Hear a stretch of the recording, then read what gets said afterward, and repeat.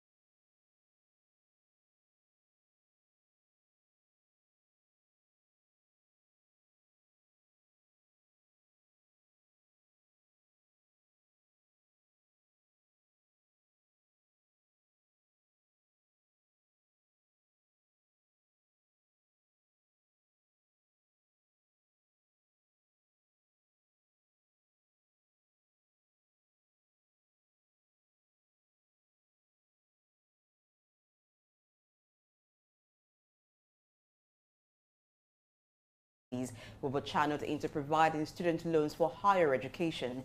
Tinubu expressed confidence in these measures to improve the economy and citizens' well-being. Also, President Bola Ahmed Tinubu has issued a directive to federal institutions of higher learning, urging them to refrain from implementing arbitrary increases in various fees that students are required to pay. The president also approved the provision of buses to students' bodies in universities, polytechnics, and colleges of education across the country. The special advisor to the president on special duties, communications, and strategy, Dele Alake, revealed this information in a statement released on Monday, highlighting the president's commitment to ensuring that students can access their campuses without facing undue challenges caused by higher transportation costs. The Nigerian senators started the screening process for the first batch of ministerial nominees submitted by President Bola Tinubu. The screening took place in the upper chamber yesterday afternoon, where some nominees, including the former governor of Rivers State, were questioned. During the screening, Senate President Godswill Akpabio emphasized that taking a bow during their appearance before the Senate does not automatically confirm or clear the nominees for ministerial roles. He also said the senators chose not to grill the former governor of Rivers State, Nyesom Wike, due to his prior experience as both a governor and a minister under former President Goodluck Jonathan. However, certain nominees faced rigorous scrutiny during the screening process. Senator Bello Mohammed's credentials were closely examined, with questions raised about his university admission based on secondary school results containing no more than 2 credits. Similarly, Professor Joseph Usef from Benue State faced thorough questioning after an age discrepancy was identified in his certificate. The screening process continues as the Senate evaluates each nominee to ensure suitability for ministerial positions. Ahead of the planned strike by the organized labor in Nigeria, the Oyo State government has called on the Nigerian Labour Congress, NLC, to engage in comprehensive discussions concerning salary deductions before considering any form of protest. In a statement released by the Commissioner of Information and Orientation, Prince Dotun Oyelade, the Oyo State government clarified that it owes workers 3 months' salary deductions, not 6 months as previously claimed. The statement also emphasized that salary deduction arrears are prevalent across various states in the country, and the 3 months owed by Oyo State is among the lowest compared to other states. While acknowledging the NLC's past support for the present administration due to good governance, the government urged the NLC to carefully consider the government's commitment to workers' welfare. Notably, Oyo State has already paid its employees their salaries for the month of July. However, more than 20 other states, including Ondo, Plateau, Benue, and Bayelsa, are still indebted with several months of salary arrears, while additional neighboring states owe various months of deduction arrears. Meanwhile, the chairman of the House of Representatives Committee on Labor and Employment and Productivity, Adegboyega Adefarati, has appealed to the organized labor in the country to shelve their planned strike, scheduled to hold on Wednesday, urging the workers to consider the likely negative consequences of the strike on Nigerians and reverse their decision. In order to ease the financial burden on commuters who heavily rely on public transportation, the Lagos State government has announced a cut in the transportation cost of all state-owned transport systems by 50%. In a similar vein, the state government says it will also be distributing food supplies to those in need. During a press briefing held at the Lagos House in Ikeja, Governor Sanwo-Olu assured the public that the government is actively working on having the informal transportation sector, especially the yellow buses, also slash their charges by 25%. According to the governor, the 50% slash in transportation cost by the government will take effect from Wednesday, August 2, 2023. The Lagos State Police Command has made significant progress in combating crime just 24 hours after the initiation of Operation Flush by arresting 88 suspected criminals. The operation, spearheaded by the State Commissioner of Police, Idowu Owomwa, aims to address security concerns, particularly in trouble spots like construction areas, by apprehending criminals, especially traffic robbers and other miscreants. The decision to launch Operation Flush came in response to concerns raised by residents about the increase in robbery cases on the streets and roads of Lagos. The operation is expected to continue targeting crime hotspots and addressing security challenges to create a safer environment for all residents in the state. Turning now to another matter, the National Drug Law Enforcement Agency NDLEA has carried out an anti-drug operation resulting in the arrest of several key individuals involved in distributing illegal drugs in upscale clubs across Lekki and Lagos Island.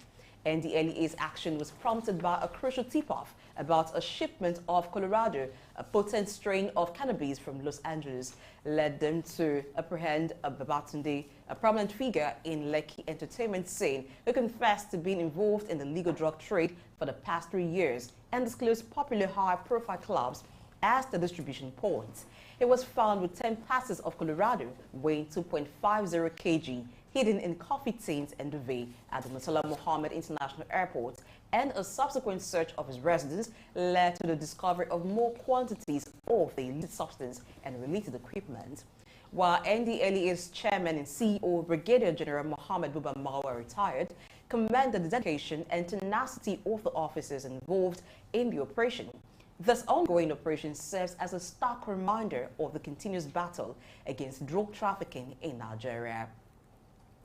Now, away from Nigeria, the military junta in the Niger Republic has reportedly announced the immediate suspension of uranium and gold exports to France.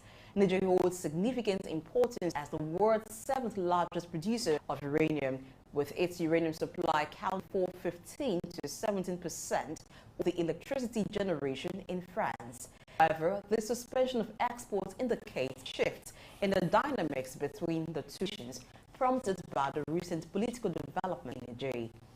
This development marks a critical moment in the relationship between Niger and France, affecting crucial sectors such as uranium and gold export and financial support programs. As the situation unfolds, it is likely to have implications for both nations' economic ties. Adding to the complexities, Spain and Germany have also made a decision to support their cooperation with Niger, reflecting the international ramifications of the measure. Kenya's Foreign Friend Mutua says the country is prepared to deploy 1,000 police officers to Haiti in order to combat the escalating gang insecurity in the country. While it is subject to UN Security Council's domestic approval, the country is known for peacekeeping operations within its region, the Democratic Republic of Congo. The proposed deployment would also send police in restoring normalcy installations. This move is UN Security Council resolution to provide security support to the Haiti's, but concrete plans for response were not outlined. United Arab Emirates UAE, the Licensing and Drivers Affairs Department at the General Command of Sharjah Police announced that in the last 2 weeks, a total of 194 male and female benefited from the innovative one-day initiative throughout the Emirates.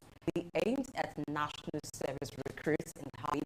The one-day test initiative stresses by combining both theoretical and practical driving tests on the same day. To ensure eligibility, trainees must meet the training prerequisites outlined both by the driving school schedule. Subsequently, the final test date, which includes both the provisional and city licenses, is scheduled, allowing the trainees to complete the test on the same day, thus avoiding multiple day attendance.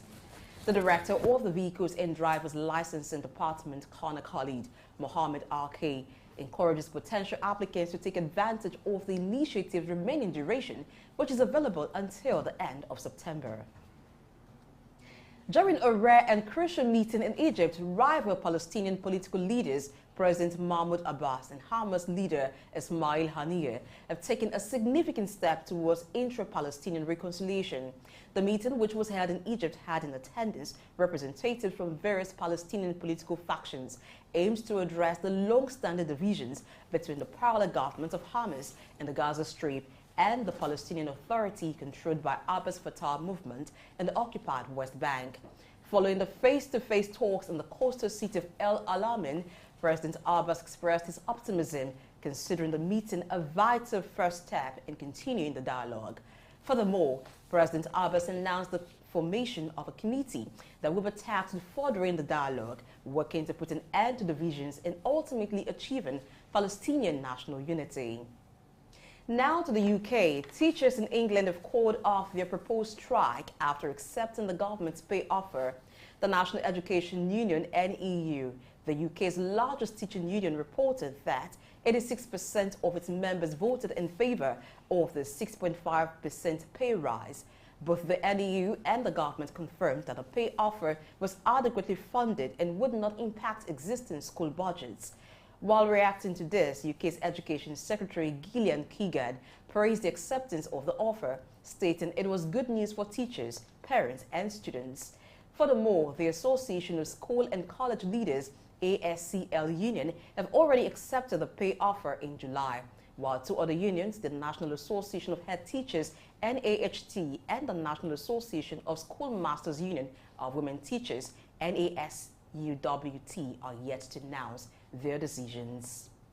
In Melbourne, the fans got their money's worth after Australian players took a victorious lap of honour by securing a remarkable 4-0 victory over Canada and qualifying for the last 16. Australia has truly made its mark at the 2023 FIFA Women's World Cup, which they are co-hosting with New Zealand. The victory has not only secured their place in the next round, but also energized the nation and captivated the hearts of fans across the country. This follows the Republic of Ireland's exit from the first World Cup campaign with a goalless draw against Nigeria, making the country one of the last 16. Looking ahead, Nigeria will be facing the winners of Group D in Brisbane. Depending on the outcome of the England's match against China on Tuesday, Nigeria could potentially be up against England, which could have significant business implications and attract attention from sponsors and investors. As the World Cup progresses, the performance of teams and the commercial value and the tournament will continue to be closely observed, especially with potential matchups between major football nations. And out of the U.S., New York Times reports quoting U.S. military intelligence and security officials says the Biden administration believes that China has implanted malware in important U.S. power and communications networks, creating a potential ticking time bomb that could disrupt the U.S. military in the event of a conflict. According to the report, this malware could give China's People's Liberation Army the ability to interfere with the U.S. military operations if Beijing were to take action against Taiwan. The affected systems are not only included in U.S. military bases, but also homes and businesses across the United States, potentially causing widespread disruptions to water, power, and communications.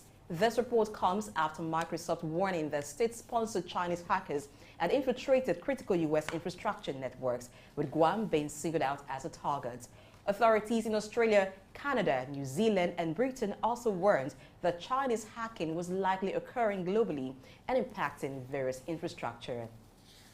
And with that, we'll come to the end of the morning news update. Stay tuned to continue part of LA Exchange for more business and developmental insight. I am Blessing AG. I ask that you stay tuned.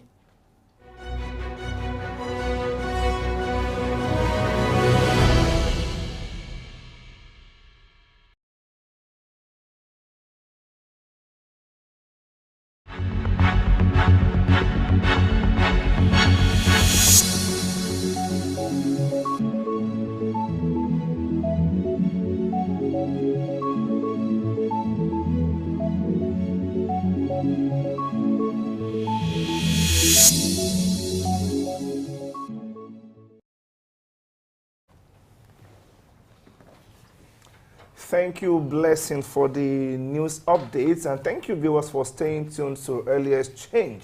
Okay, we go into the nitty-gritty, and first and foremost, we start with a review of President Bola Tinubu's nationwide address to the country yesterday. Of course, to rule a country like Nigeria with multiple interests and multiple challenges is no jokes, like I always say.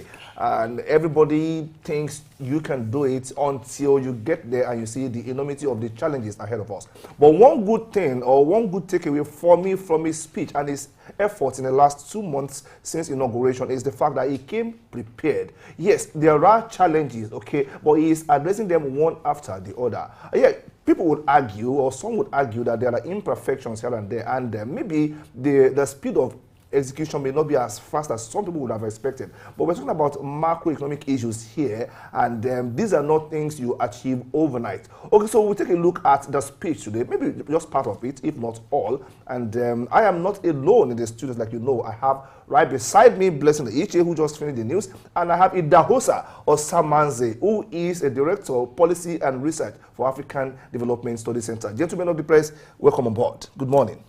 Hiya, good morning. Blessing, a very good morning to you. Good morning, our viewers. Okay, so we'll take a look, first and foremost, at that particular speech. What came to your mind when you read the speech yesterday? Well, I didn't read, I listened to the speech. Okay. And for me, like I said to somebody the backstage, since the history of Nigeria, and I want to believe that this is the best speech I've heard from a national leader. Now, why do I say so? Karl Marx says to us that the bedrock of any society is the economy. So he referred to the economy as the superstructure of society, upon which every other thing is built. But since independence to date, Nigeria has made politics a superstructure. And that's why it's like putting the cart before the horse. So that's why you have seen that we have actually not made any significant progress in terms of development. For the first time, we are seeing a leader who is saying, look, let me give you my economic perspective to how I want to help this nation get out of its trouble. So I'm here to help and not to hurt. And that statement alone was like a sting on my body, that the president is determined and is saying, this is what we are up to. Let's lay the basic foundation, and then we cannot build our politics, our social life on top of that superstructure. Because the issues we're talking about here now that affect us, issue of corruption, issues that has to do with value, issues that have to do with poor education, is because we don't have a strong and solid economic base upon which to build politics. Now the president has spoken to this issue. For me, it was the best of speech ever. Okay. Blessing? Yes, I like the fact that it came with a note of, it sounded personal, like someone who is speaking to a friend, explaining something, unlike what we've seen before, that a speech, there's a disconnect. It's just like an authority speaking to you. It doesn't have that human face, sort of.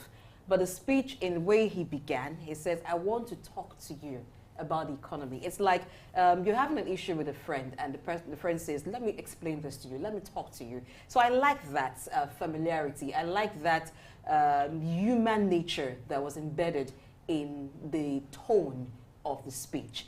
And then he went on to reel out the other plans. You know, we talked about the palliative program of the president, and how some of the plans are to distribute grains, to give conditional cash payments to the vulnerable citizens. So he went on to talk about the plans that the presidency has for the businesses, small and medium enterprises, even up to nano businesses. So that was actually very impressive to show the intentional planning that this administration has. And then he talked about other plans such as the upward review of workers' salaries, which I think will calm the nerves of the labor union, which are already agitated and looking forward to having a protest, a strike protest, you know. So it's really comforting the way he put out the issues. He laid it out, explained the reasons for subsidy removal, explained the pains. He mentioned that if he had a better option, he would have gone for that. So it's good to talk, but apart from talking, when someone talks to you and you see how carefully they plan to address issues, it's really, really good to know that. Okay, for me, one of the things that struck me is the fact that it appears to all of us from all he has said so far, all he has been doing since he came on board, that this is a carefully thought about, documents. They've been thinking even before he won the election, I want to assume, because you don't just wake up overnight and come out with all this. Look at so we don't become like praise singers. Let's look at the workability of what he has said. Okay, some people were asking that, okay, what have we saved in the last 2 months? He said it. 1 trillion naira. Yeah, in 2 months. And before you could ask him, okay, how do you plan to spend it? He now laid it out. From manufacturing to agriculture, to transportation, MSME, nano business, and even to boost financial inclusion. Yes. And everything was spelled out in figures there. Even the interest rate, we'll talk about it, because most of the loans here that will be disbursed to the sectors are at 9% interest rate. And some have a tenure of 36 months, some 24 months. You don't get 9% interest rate in any financial bank in Nigeria when you get a facility for that of that nature. Now, this speaks to someone that is patriotic at heart. Of course, people will say that it is one thing to talk, it is another to get it implemented, because he alone will not be there at the grassroots. But I believe that by the time we do the confirmation of the ministers, as we had it, and those that will be in charge of the economy will be able hands, maybe we'll be able to get to a point where we say, okay, we are walking our talk. Well, I think You see, for me, like I said, the KPIs are clear. Very. And the key result areas are also clear. And the president has demonstrated that this is where I want results, and these are the things you can measure. Now, these things are not just spread by geographical spread alone. It's actually to cover the entire local government, 776 local governments. Now, what this has done is that money has been released into the economy. Now, it is not consumption money this time around, which has always been the pattern. This is productive money. This money is coming into the economy is actually to stimulate the economy. And listen very carefully to the words of the president. The money is not going to be given to Dick and Harry. It's going to be given to proven entrepreneurs. And he's very clear about this. So the 75 companies that are going to receive this fund will be companies that are already established. So which means what the president is thinking is an expansion. Number one, you create employment. Number two, you also find that you're also increasing the revenue of government in terms of tax returns and the rest of it. Now, this is very impressive.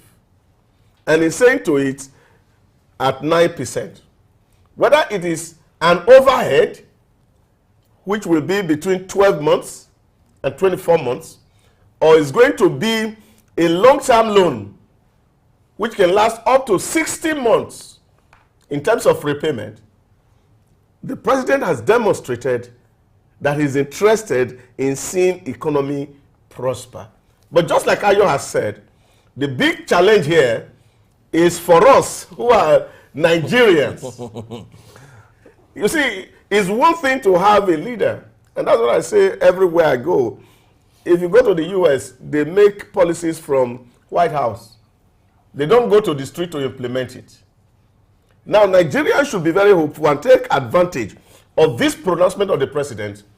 And we also being sure that in days to come, the channels through which this is going to be disbursed, because in the address, the president said, of course, he's going to work with development agencies, he's going to work with commercial banks, he's going to work with microfinance banks for the smooth disbursement of this facility. We hope that those who will receive it will eventually go ahead and do business with it.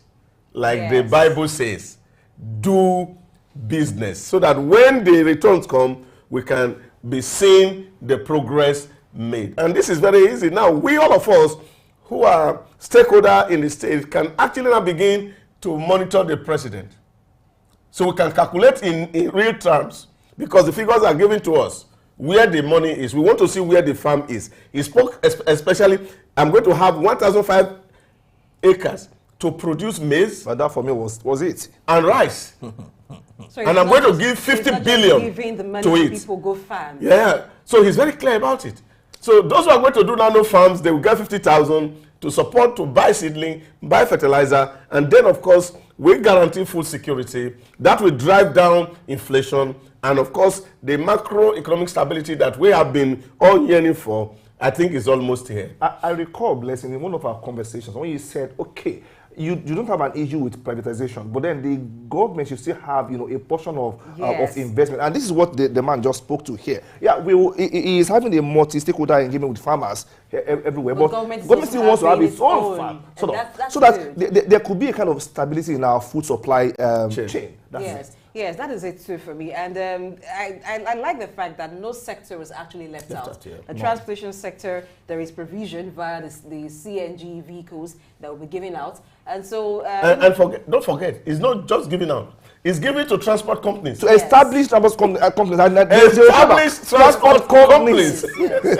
And they have 60 months to repay. 9% per annum, which is still fair. Because if that had not been done, taking advantage of the CNG vehicles would have been a problem because of the conversion cost. But this is already done. You're giving the vehicles, and then you have a long period which you can do the repayment and all of that. So it's very good. Nobody can actually say, I'm left out of this plan. No. And I know that if the president was careful enough to come up with a plan like this, of course, there will be monitoring teams set up to ensure the smooth implementation. No team.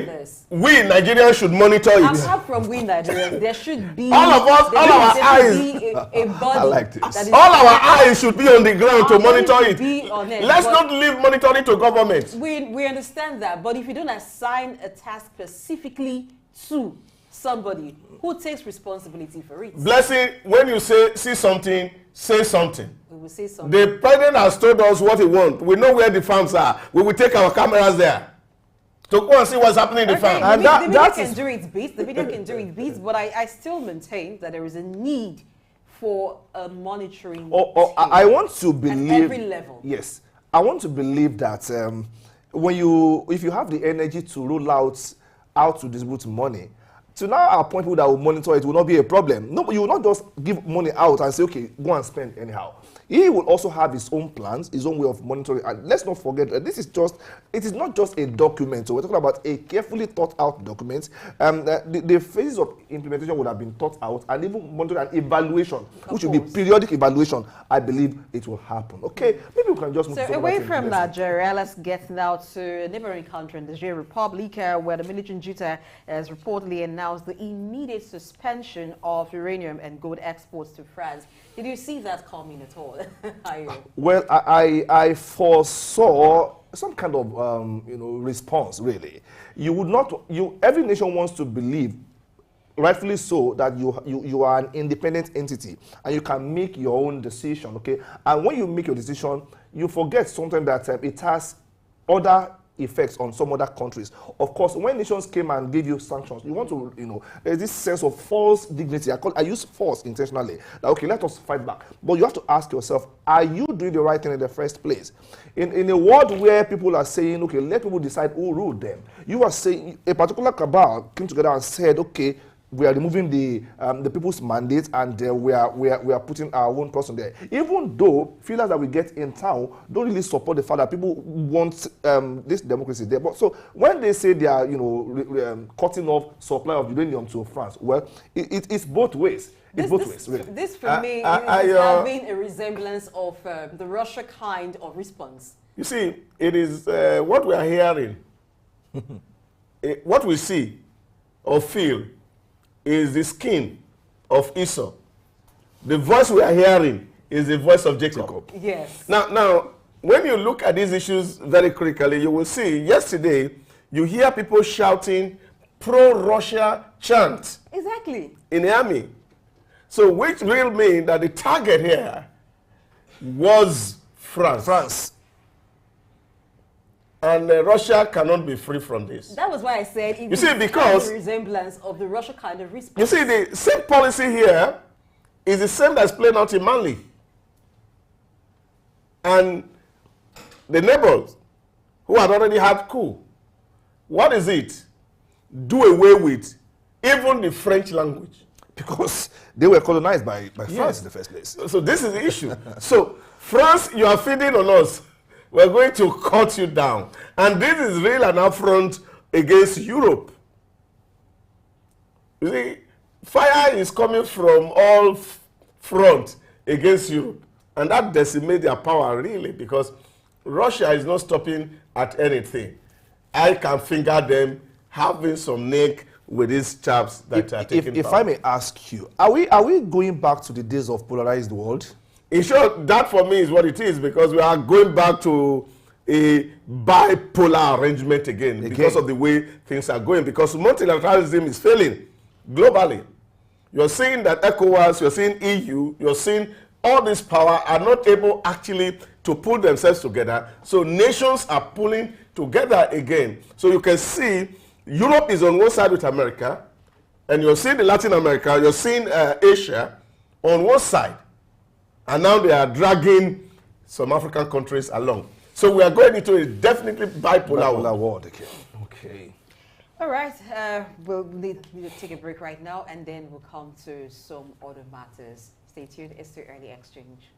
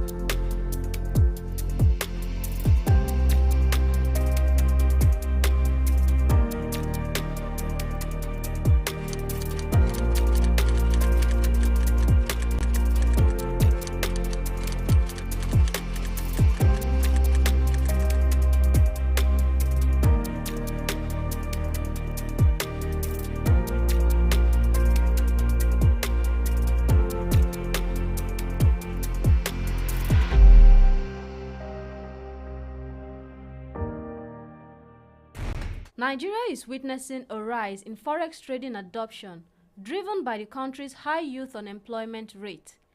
Many Nigerians are exploring forex trading as an opportunity to earn a living.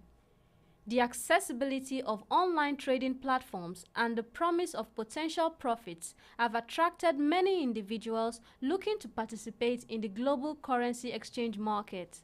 However, traders in Nigeria, particularly beginners, face increased risks of financial loss due to the scams prevalent in the online trading industry. The foreign exchange market is the largest financial market, with a daily trading volume of approximately $5 trillion. This high liquidity enables the quick execution of even large orders in the currency market. Forex trading in Nigeria has been affected by global economic events and geopolitical factors. External factors such as changes in oil prices, which is Nigeria's major export, can influence the country's currency value and impact forex trading activities. Despite its popularity across the globe, forex trading in Nigeria faces various challenges. One major concern is the prevalence of fraudulent schemes and unregulated brokers. As the popularity of forex trading grew, so did the number of scams targeting inexperienced traders. I think Forex is a digital tool that is not widely accepted in every country. So that is why I think the implications of using Forex is not healthy. It's online trading. You predict about the rise and fall of currency. Probably we have so many currency right now taking over the physical note that we all know. Additionally, the volatility of the forex market presents both opportunities and risks. While some traders have achieved success, others have experienced significant losses due to sudden market movements. The key players when you talk about the tech guys and also some virtual participants, online and everything. And anything you do online, it's full of, should I say, fraud. So that is why people don't really engage in that. In recent years, the CBN has implemented various policies that aim to maintain economic stability and control the demand for foreign currency and to stabilize the Nigerian naira. As forex trading in Nigeria continues to gain popularity as individuals seek financial opportunities, it becomes imperative for financial risks literacy in order to bridge the digital divide. Seun Ajayi, Souq News.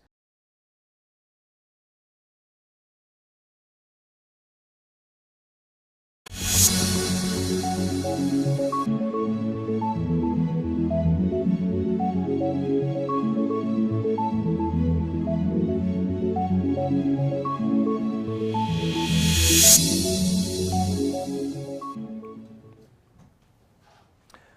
back to the studios of Souq News. And it is still early exchange. That particular report by Seun Ajayi sets the tone for the first half of our discussion today. And we're taking a look at the FX market in Nigeria. This seems to be a market that is shrouded in a lot of opacity. For those who are non-players, who are the players? What is the forex market? How does it work? What are the dynamics there? Why are we where we are today? These and many more are what we'll be looking at. Of course, we know that how much of reserve we have as a country goes a long way in determining the stability or the worth of our own currency per time. There was a time in this country where when 1 naira was exchanging for maybe less than $10 per time. But today, what do we have? We have a naira exchanging for, $1 exchanging for about 700 and something, naira in the country. And okay, we know that the federal government has taken steps in recent times to introduce fiscal and monetary policies that will ensure that the naira stabilizes and finds its own rhythm in the market. Because when you let the naira float by the laws of demand and supply, then we get to a point where we say, okay, this is the true worth of the naira. So we have a lot to talk about. Is it the exchange rate volatility, the foreign reserves issue that we have, or the capital controls and CBN interventions? Blessing, it's a multifaceted issue. Of course it is. And the Central Bank of Nigeria has done a lot, put in place a lot of measures to try to stabilize the forex market. But we're not here alone. We're not going to talk about this alone. We have Jimo Latif Olariwaju, who is a stockbroker, who is a financial expert. He's a seasoned chartered accountant with more than 20 years experience in financial management, statutory and corporate reporting. He is currently the finance officer of International Health Management Services Limited. Good morning, Mr. Jimo. Welcome to An Exchange. Good morning. Okay, Mr. Jimo, let's start this way. A lot of people are not really clear about what the FX market looks like. There was a time when everybody was trading forex.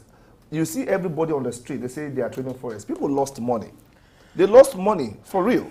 While some are actually, making money from forex trading, what is forex and who are the players in that particular field for the layman out there? Well, let me just start by saying, good morning, everybody.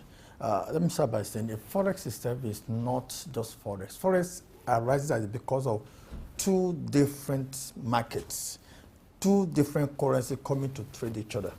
You can't benchmark your own currency against your own currency. You can only benchmark your currency against another currency, which is different from yours. So what will happen now is that there's an arbitrage.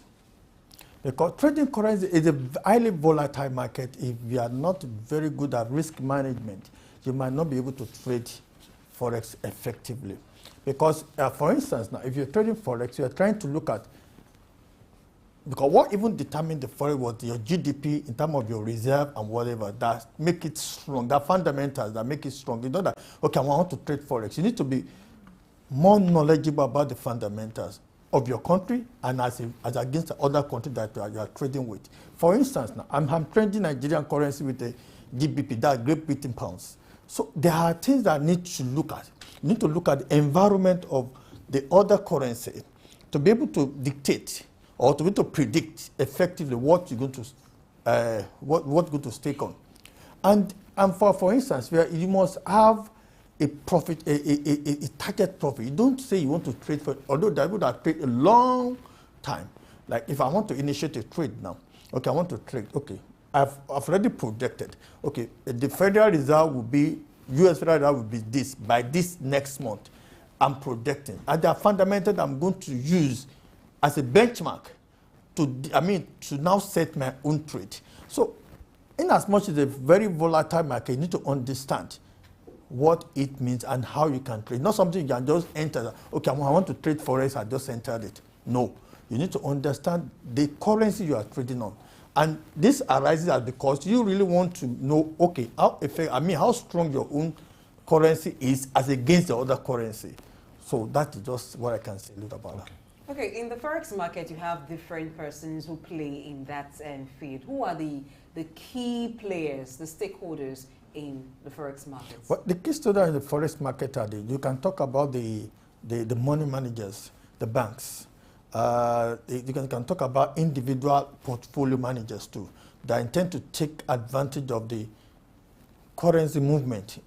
Then we have the adjusters, so the lot adjusters that are ready to look at okay, this is how, because you cannot just trade forex because you just want to trade forex. It has to arise as a result of certain things that goes on in the. So the people that take about, for instance, now, you want to like peg it. Okay, you want to buy like for instance, $10,000 forward. It's part of hedging. You are trying to hedge, and those are the things that the bank comes in to, and then talk about the merchant bank and the other. I've forgotten but at least these are the major players in the forex market, the BDCs of this world. But they change it, they had to. But the BDC has a different way and condition to which they sell the stock, which is more of not unconventional way of selling a foreign exchange. Because for instance, if you can sell the one in terms of we have interbank placement, we have a high yield window, and whatever you want to talk about it. But there's this black market which you cannot even rule out. There's this player in the market because the supply and demand determine the price. And you cannot, for instance now, people want to travel abroad. You want to go into business. You need currency. You need foreign exchange or foreign currency. This determines the currency because the more you want, the more and that is being determined by the foreign reserve your country has. If you have a good foreign reserve, you might not have a very good deal on that particular currency because these are things that strengthen your currency as against other currency. So the other things but the major players are the banks and other financial managers, portfolio managers. Okay. A lot of people can't really make a connect between the FX market and the economy.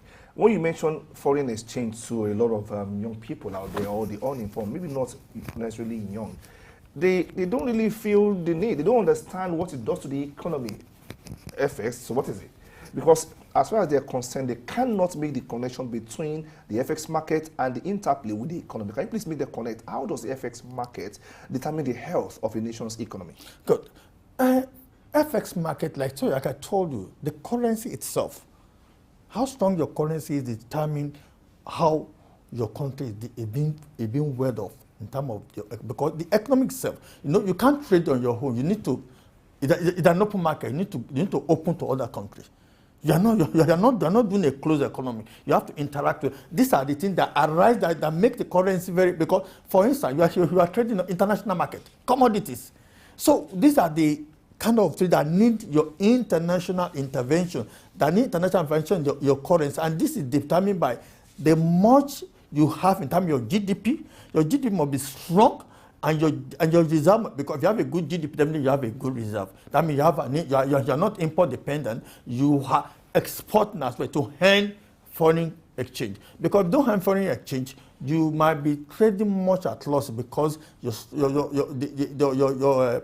currency is not strong enough to withstand the international peers. So these are the things we look at in finance. And one thing I want to know that, for instance, it's not necessarily you should trade. You can trade other currency. You don't necessarily trade Nigerian currency. I can trade.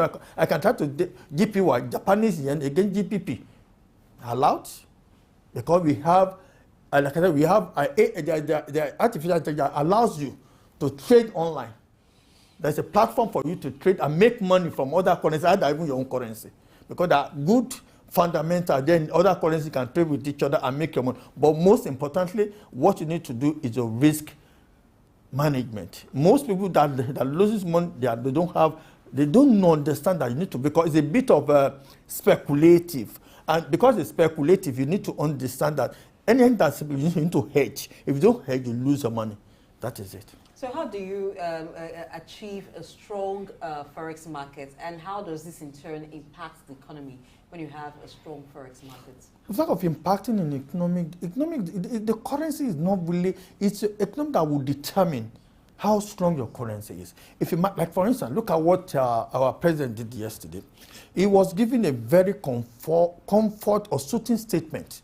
And we look at intervention he has made over time. Although people said, oh, it's a wrong movement, but in a short form, in a short while, it's going to affect it, because it's like you have eat your breakfast last 2 nights, so you don't eat your cake and have it. You need to suffer for it. But we expected in the first quarter of next year things to ease up, because we need to hand for, and look at what we're talking. The most product that we have, the hand on is the oil. And the oil is the market, is a bit volatile. The price, there are people that determine the price, that determine the quotas. So the market maker there. So it's not automatic, okay, and look at internal wrangling we are here. We cannot even sustain whatever we are producing. So all these things has effect on your currency. If your economy is good, definitely going to have a good currency, because you are importing. You need to earn to be able to strengthen your own currency. Because it's going to be a shit. Because there are people there that want to take profit from you. If you don't have a good, people will leave your currency and go and trade other currency. That is it. What we are having today, people, the law of demand. The students that want to take a loan abroad, the importers, is it the importer or whatever they want to the law of demand. And when you don't have a good reserve that can withstand this demand, definitely there's going to be a glut. So all these things are what we look at to make sure that your economy is ready. Not only that it's your economy that determines the currency. Okay. You have a good economy and you have a good economic management, definitely going to see a very, because for instance, the policy that the country embarked on determine how good economy, which eventually translates to a good currency. Okay, thank you. Let me just ask this for the sake of getting educated. In the stock market, they say the stock responds to sentiments, to market sentiments. Does the FX market respond to market sentiments as well? Yes, definitely. What kind of sentiments? The sentiment is the sense that, like I told you, that if you look at sentiment in the stock market, that okay, people are intent to. They look at certain things that might be some kind of information that is not at the public domain. It's one of the sentiments of the market, although may not be the sentiment is that, okay, I'm going to make money on this. And you look at the trend over time. The trend of the market is, okay, based on the policy formulation, and the market sentiment, is it geared toward the good policy formulation? If you have a good policy formulation within the country, people tend to, okay, there's something to look for. It may not be immediate. That's why we have a day trader, month trader, a long-time trader. So people trade for and if you look at what in the stock market, people have reason for what people might want to do for saving for maybe in future. I want to rent. People take a day trade. They want to make their money. No, it depends on what you want, and you can lose them. But the sentiment still remains that the stock market, you are expecting a good to come out of that party based on the policy formula. The same thing with FX market. The sentiment still remains the same because people are expecting a good, because based on the fundamentals that we have in terms of internal and external fundamentals you have, in terms of technical, because you don't use only a fundamental has you're using your the kind of qualitative information, the quantitative information too. In terms of you have to use a technical analysis to be able to determine. That it depends on the way the financial manager know what they're doing on this, and they have a platform to which they can exhibit all this and to make money for themselves. Because we believe, apart from sentiment, things replicate itself. And that's why people tend to trade long to look, okay, at this place, based on they're looking at, they're projecting for long time stability of that particular country. Okay. All right. Since the president has harmonized the exchange rate at the forex markets, what is your thoughts on it? And that the naira trades against the dollar at 788 naira, at least that was the rate at yesterday. Well, I think it's expected. It's a free market economic. And there's nothing you can do because you've already allowed to float. Let it go and fight with other currency. You're not pegging. And I told you just now that what determines how strong your currency is determined on your policy formulation and what economics is being produced. It's not producing anything else. But at least if you try to stabilize your local economy in such a way that you are exporting rather than importing more. This threatens your, because you have more currency to save you at your reserve to combat the external currency. But when there is a supply and demand, it's a supply and demand. Where demand is high, definitely expect price to be, because there's going to be scarcity, because demand is high, the supply is low. There's going to be the gap between the supply, something has to bridge it. And that has to be that you need to borrow to feed that, the interest will come in. The arbitrage will come in. That. So the way it's actually, to me, the policy of leaving the currency to, your currency to find its way. Let it go and compete. To be able to know, instead of subsidizing that, we're not going anywhere. We expect this. You can't, like I said, you can't eat your cake and have it at the same time. All we are saying is that let the market determine the right price. And that's what we're saying. That means we are still import dependent. We are still importing, we're still getting currency. No, the demand is high there. And the supply, in terms of what you can produce, what you can get to, to combat this gap, is low. So there got to be a kind of a price adjustment. And those price adjustments are what causes this kind of a differential. And let me tell you something. There's no way under the, I don't know how, but in economics, that's what we call indifferent scope. There's no way they place you. They're indifferent to what particular. And now they're indifferent to whatever, because the gradient of your curve is very low. So these are the things the economic expert will tell you.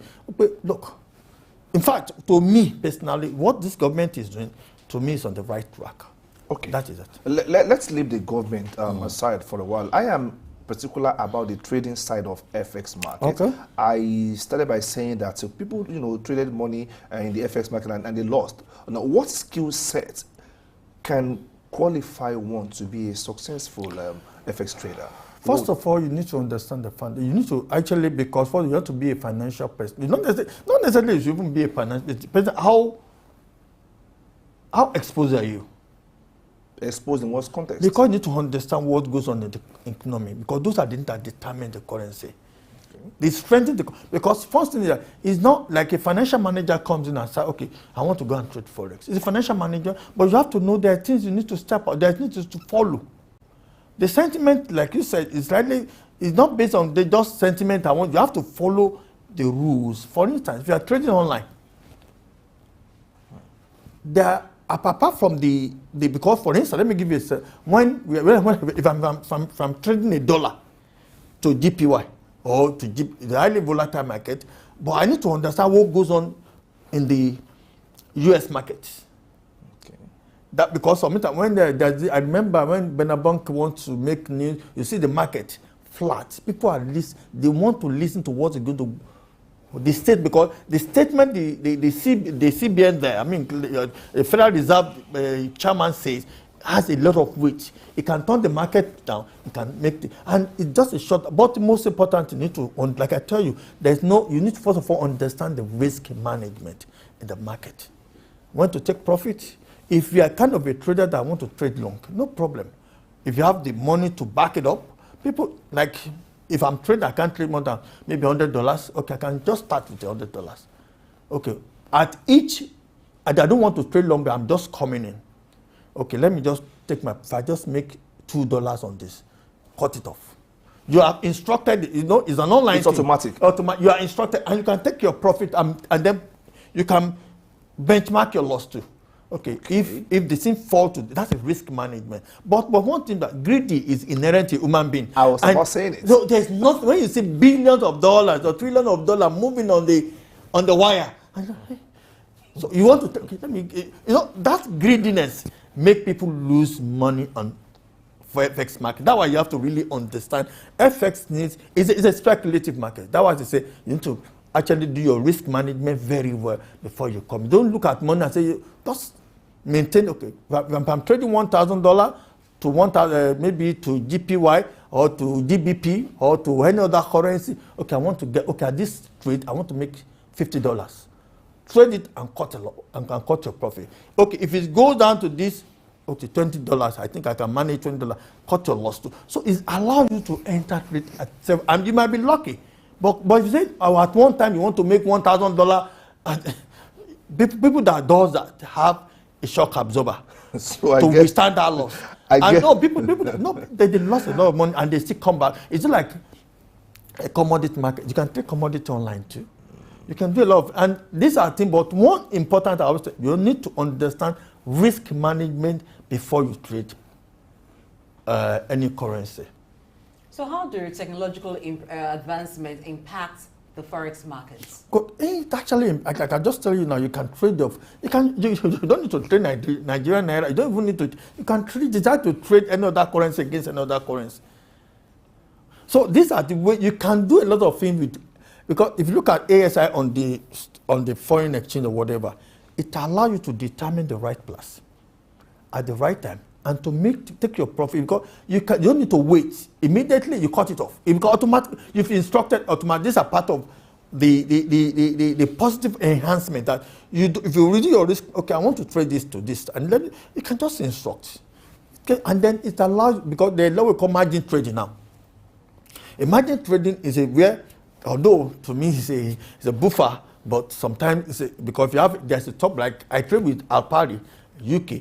If you have 100 naira, they will give you additional about 100% of that. That means they will give you $1,000 to trade with. Allow you to enter more trading. You know, if you have 100, you may have a limit. I may be initiating 3 different trades: GPY against GBP, GBP against another one. You can initiate 3 trading at the same time. But the most volatile one is Japanese yen, because it can go before you close your eyes, it's already done. You've lost a lot of money. So these are the things we're talking about. The way the ASI has helped you, it can trade more. You can have a multitude of trades at the same time, and they can be they call it initial margin. The stockbroker will give you some money to trade with, but though they call it equity. You have to do your equity, whatever, maybe 20% of your trade. They'll give it. But that 1,000 that they give you doesn't mean that they are not losing money. Immediately your $20 equity is coming down, they will give you, okay. But though they will give you, but they will never lose it. There's a way they've structured it, the way that even giving you that 1,000 doesn't mean that they will lose. They will cut your trade off if you are making loss, okay. So that they will not. No, and if you look at the impact of technology on, there are a lot of information you can get before you move trade. They give you a lot of information. This is why this robotic information that you have. There's a lot of things. I mean, you can try to trade with robotic. You can with the robotic experience get some. You start with, they call it one place. I've forgotten the name. You practice with it for some months or a year, depends on how well you're patient. Then when you master the game, based on the robot will be giving you a kind of training on when to enter, how you do this, how you do that. But these are part of a technology impact on the FX market. Okay, from your submissions so far, it appears to me that the FX market is a highly speculative market, really. Sure. But then I do hear about speculators and manipulators doing the wrong thing. Are there good speculators or bad speculators in the FX market, if it is essentially a speculative market? When you talk of a bad speculator, I'm not talking in terms of the local. I'm talking about dollar pounds. Those are not. I'm talking of standard markets. Standard market, they are going to trade. You need to harm yourself with the instrument to be want to trade it. You know, like for instance, informal informal market, like a black market stuff. They don't even follow fundamentals. They can manipulate. But one thing let me answer you. Manipulation on the long run is that people tend to circumvent, like for instance, and that has to do with the regulatory authorities sometimes. Okay. Look at what happened during the debacle of Emefiele. Allow some BDCs to, you say you want to strengthen. Meanwhile, you are giving some portion of people more money to trade. So you have already allowed some people to make money at the expense of other people. So these are the problem we have. The manipulator is not really common, because in FX market, if in a standard FX market, there's a standardized rules you need to follow. Unlike if you're talking of other local market, they can be manipulated on the short run, but on the long run, the effect is because it corrects itself. it corrects itself. That's it. All right, we'll talk about forex scarcity, and we'll also talk about capital flight. So what can be done to reduce the issue of capital flights? First of all, let me answer you. Let me answer by asking a question. What about capital flight? We have companies that are running here, and they also need to repatriate funds. Is there a way to make a form of arrangement that we don't have that fund leaving? And we also have some Nigerians here who would rather deposit money in even hard currencies outside the shores of this Capital country. flight is a function of ineffective management of the government. I'm an accountant, and I know that people, like for instance, look at what is happening. A capital of this world made a loss on foreign exchange in recent times. A lot of companies that reported a very big, huge loss on foreign exchange transactions. What is it? We call it unrealized gain in accounting. They tend to accumulate this because, first of all, they're trying to evade tax. Well, if you make a loss, definitely they won't tax loss. So all these things, and they're what we call in FX market. You know, when you want to initiate your essay, letter of credit, that kind of trading we have in F, you can decide to. We have a lot of, for instance, I work with an importer. It's a foreign company, but what they do is to make sure they study the market. They will now, we have letter of credit, we have a bill for acceptance. Bill of acceptance means that I want to buy something. They will, instead of paying cash, they will not pay cash. They will buy it on credit from the other country, waiting for the movement. In fact, there has been an agreement between them and the other country business. The importer, okay, this is what we're going to do. Okay, give me this credit between this. I want to repay. They use it to like window dress their account so that they can earn more. This is what I want to answer your capital flow. This is a way through which they now say, okay, they made this law, they need to repatriate this fund, blah blah blah blah blah. This is a way of. Is an unaccounted and is not even standard enough. The capital flight allows. There is no country that will allow. It's the country to be moving its capital outside that. You need to earn it. But in Nigeria, we have a lot of funny things happen in the company that you see, how is this? But when you enter, you say, okay, in practice, this is what is happening. But what happens, the capital flight is depending on what the government policy sees as the trading. If you have a good trading laws and so, there won't be much capital flight. The capital flight is they take advantage of the loopholes in the law and move your money. I remember the time of MTN, there was a question that comes in that the portfolio manager, they plot to take a lot of money out. These are capital flight because we are not, the indigenous law has to be very strong to be able to regulate. Although strong in the sense that it's not that you allow free movement of the fund, but not to the extent that you allow them to take super profit out of the country. You can't do it in other countries because there are a lot that regulate you on what you can even repatriate or you can take out. Okay. So, but in Nigeria, because we've been having a very funny law and all these things actually impacted on this. And you asked yes, I asked how it can be curbed, but you just talked about government policies. In terms of curbing it, just like I said, if there is a good roadmap, we have financial reporting council that guides on where you can report your financials. We have a lot of regulators. Okay, these are the rules that you need to follow. If you are buying something on credit, okay, good. You are waiting for the volatility in the market to be able to take money out of the country because, sorry, excuse me. There are a lot of things that happen. The funny thing that happen in the business world that you don't look at it that what would you do?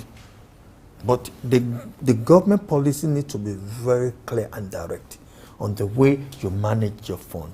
And the CBN intervention is to make sure every kobo is being accounted for and in the way and manner is being stipulated by the law. But we have a law, like I told you about the inflow of this one, some BDC, you just mark like 3 BDCs to start monitoring. Why can you do that? Okay. So you spoke earlier about capital flights. On the flip side is what we call diaspora remittances. And at the risk of sounding academic, how does diaspora remittance actually, contribute to stabilizing the FX markets? Diaspora remittance is such of people that bring the intake. We call it global something receipt. I forgot it. Your people bringing dollars to. It's a very good way of managing your currency because they are bringing the foreign currency. And they will change against naira. I mean, like they will not be in your bank, whatever. Otherwise, if you want to source for foreign currency, that what we call something global receipt, whatever. You can go to the bank. If you want to go through iWindow or you don't want to go, they have some remittances that people that wait to sell.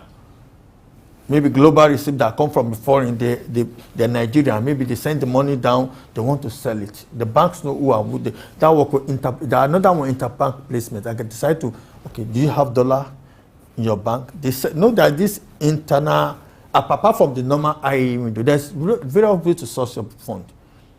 That's it. There was a time the CBN was having this naira for dollar policy to encourage the diaspora remittance to go through the bank, but it stopped that after a while. Do you think such should come up again? They should start up such policy? It is always a way to stabilize your currency because you're having an intervention in terms of, you have a shortfall. Like I said, if that shortfall is not bridged, it allows for arbitrage. People can take advantage and the demand and supply. But when there's a more global receipt, allows you to, it's your money, it's your people money that comes not as if, but though that money may be exchanged for a certain premium might be had, the bond are not as in whether you're going to pay that for it. But all this is a way of bridging. I agree with you totally. It's a way of bridging the currency gap within the country, and it's very, in fact, it will have been the best way to manage your foreign exchange stability because it's a kind of a cheap fund that comes in through your people that have worked there to bring the money down to Nigeria to come for use anyway. It's allowed to. I mean, it's being used to bridge those gap of non-availability of the exchange. Okay, as we close this segment of the show, we spoke earlier about the Naira being allowed. You said we should allow the Naira to, to compete with other currencies of the world. How low can we allow the Naira to sink before we intervene, or should it just be free like that? I'm not going to support the intervening in it. People have been, because what we are running for, in terms of the kind of subsidy, you're telling me that you're still subsidizing. All you need to do, make sure. I thank God the federal government tried to do something on local production or something. I remember they reading that. All these things, we just have to find the right track. If immediately we start intervening, people will take advantage of it, and that money will go to individual rather than the right people. So, to me, I agree with you. Maybe they can intervene. There may be another way of intervening, but I won't advocate for direct intervening. Okay.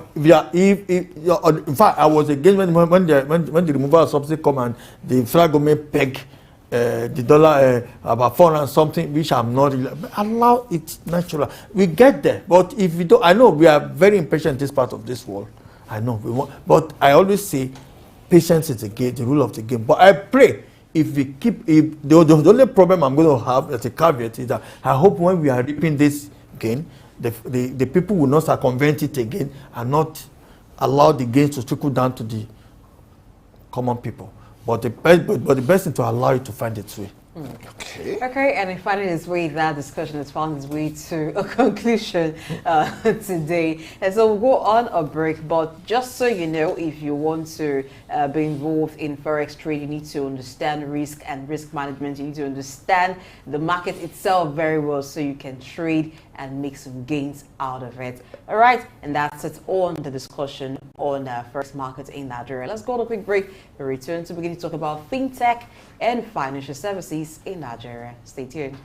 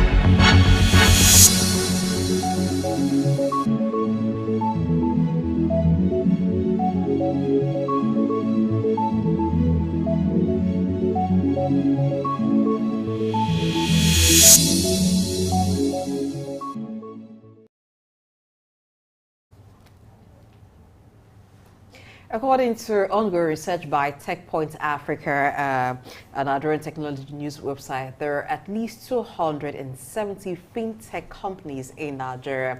Now, fintech companies have really served those who were previously underserved or the underbanked population of Nigeria with regards to financial services. They have been able to provide payment options for those who are engaged in e-commerce and also made regular financial transactions online much easier. Now, some of the fintech companies that are popular include Flutterwave, Paystack, Piggyvest, and so many others. Today we'll be looking at fintech and financial services, the gap they've come to bridge, how they've made financial services more effective and a thing of convenience in Nigeria.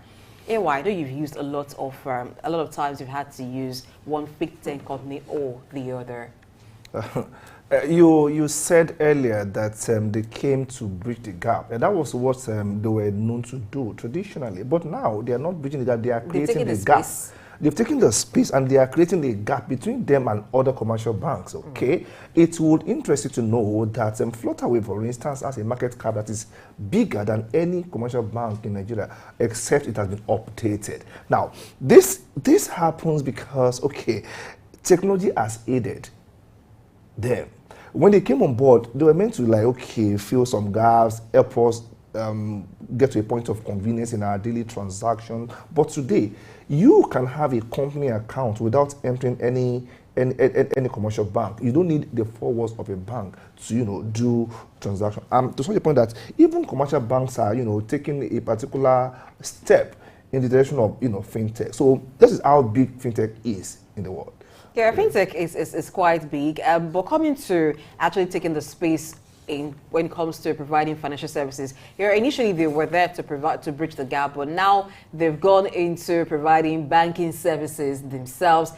People now open accounts with them, and we saw that happen a lot during the cash crunch period, where a lot of fintech companies that were payment platforms became banks on their own. But how effective are they in running actual bank system is what we'll also look at today. Okay, when you talk about the effectiveness of running actual banking system, well, I think they've shown a level of effectiveness over time, because when you look at the advantages that fintech's arrival on the financial services landscape have brought, you see they have given us increased access to financial services. You can, on your phone, access many of these services that you would either to have to go to a formal, the four walls of a banking sector and join a queue. I, for once, don't like to go and join a queue in any bank. Now, when fintechs, came on board, they made us able to access financial services. That is one. Apart from that, payments and even accessing facilities became, a lot easier for people. You now need contactless or non-contact, loan facility. And if you are creditworthy, they can even assess your creditworthiness before they give you a loan. You talk about investment opportunities, and we have the likes of PGVest that allow you to even save and invest. So they are doing so much more. And they have the capability. It's just a matter of time. I am not so sure all commercial banks will not become fintech banks, because before now, technology was the back end. Physical bank was the front end. But now, tech is the front end. Your physical structures is just the back end. Now, but having a collaboration with them has served us over the years. But having them run independent of the other, I don't know how far that's going to go, or how far we've developed to that extent in Nigeria. And looking at the, I don't want to say proliferation of fintech startups, but we have more of them, and we're beginning to see a lot of them emerge. Now, when a lot of them are beginning to actually take on banking operations, I don't know how that speaks to security. When you have an account, for instance, with the bank, you know that your money is insured to a great extent by the NDIC. But when you have fintech companies who are supposed to be providers of the financial technology enabling transactions run as banks, you have a lot of them. I don't want to mention some of the names. How secure that is to have money deposited, actually kept there, not that it is a facilitator of payment. It's another issue that perhaps we would need to look at and talk with our guest who's already joining us now via Zoom. So we have with us via Zoom Mr. Bimbo Abioye, who is the GMD of Fintrack Software Limited and also the President Institute of Software Professionals of Nigeria, ISPON. Mr. Bimbo, let us just establish that you can hear us and see us. Good morning, if you can hear us. Let's have your. Good morning, sir. Can you speak to your microphone? I'm not sure you can hear us. Okay, while we are getting set to link up properly with him via audio and via Zoom, you were asking about the security of our money. I know that they are not playing alone in the market. They are being regulated. It's not, they came into the financial services space to assist us with our transactions and to make, money for themselves. But then, they are being regulated by the CBN. Fintech or not, as long as you plug into the financial sector of Nigeria, there are regulatory provisions. So in terms of the security of your fund with them, I like to believe that, yes, your fund is secured because the arms of the government regulators are still there to monitor excesses and ensure compliance with laid down rules. And not to mention that the fintech companies have also encouraged economic growth because a lot of development has gone into there. We have at least 270 fintech companies in Nigeria. That's employment is creating for tech experts, because at the time we saw that a lot of tech experts left the banking sector and they went in, I believe, in search of greener pastures, and some of them had to leave the country. But when you have 270 fintech companies in the country, that means there's room for tech experts to get into. It's also improving the economy. Let's not forget that we have over 220 million people residents in Nigeria. That is captured already by census. There are so many more that are probably not captured yet. And at the same time, there are so many unbanked people. So the room is still there for expansion. Yes, I keep saying it. When there is brain drain in one sector, it allows other players to come on board. For every tech that is taken away from Nigeria, for every tech person that is absorbed from any sector in Nigeria, there are others that will fill the gap.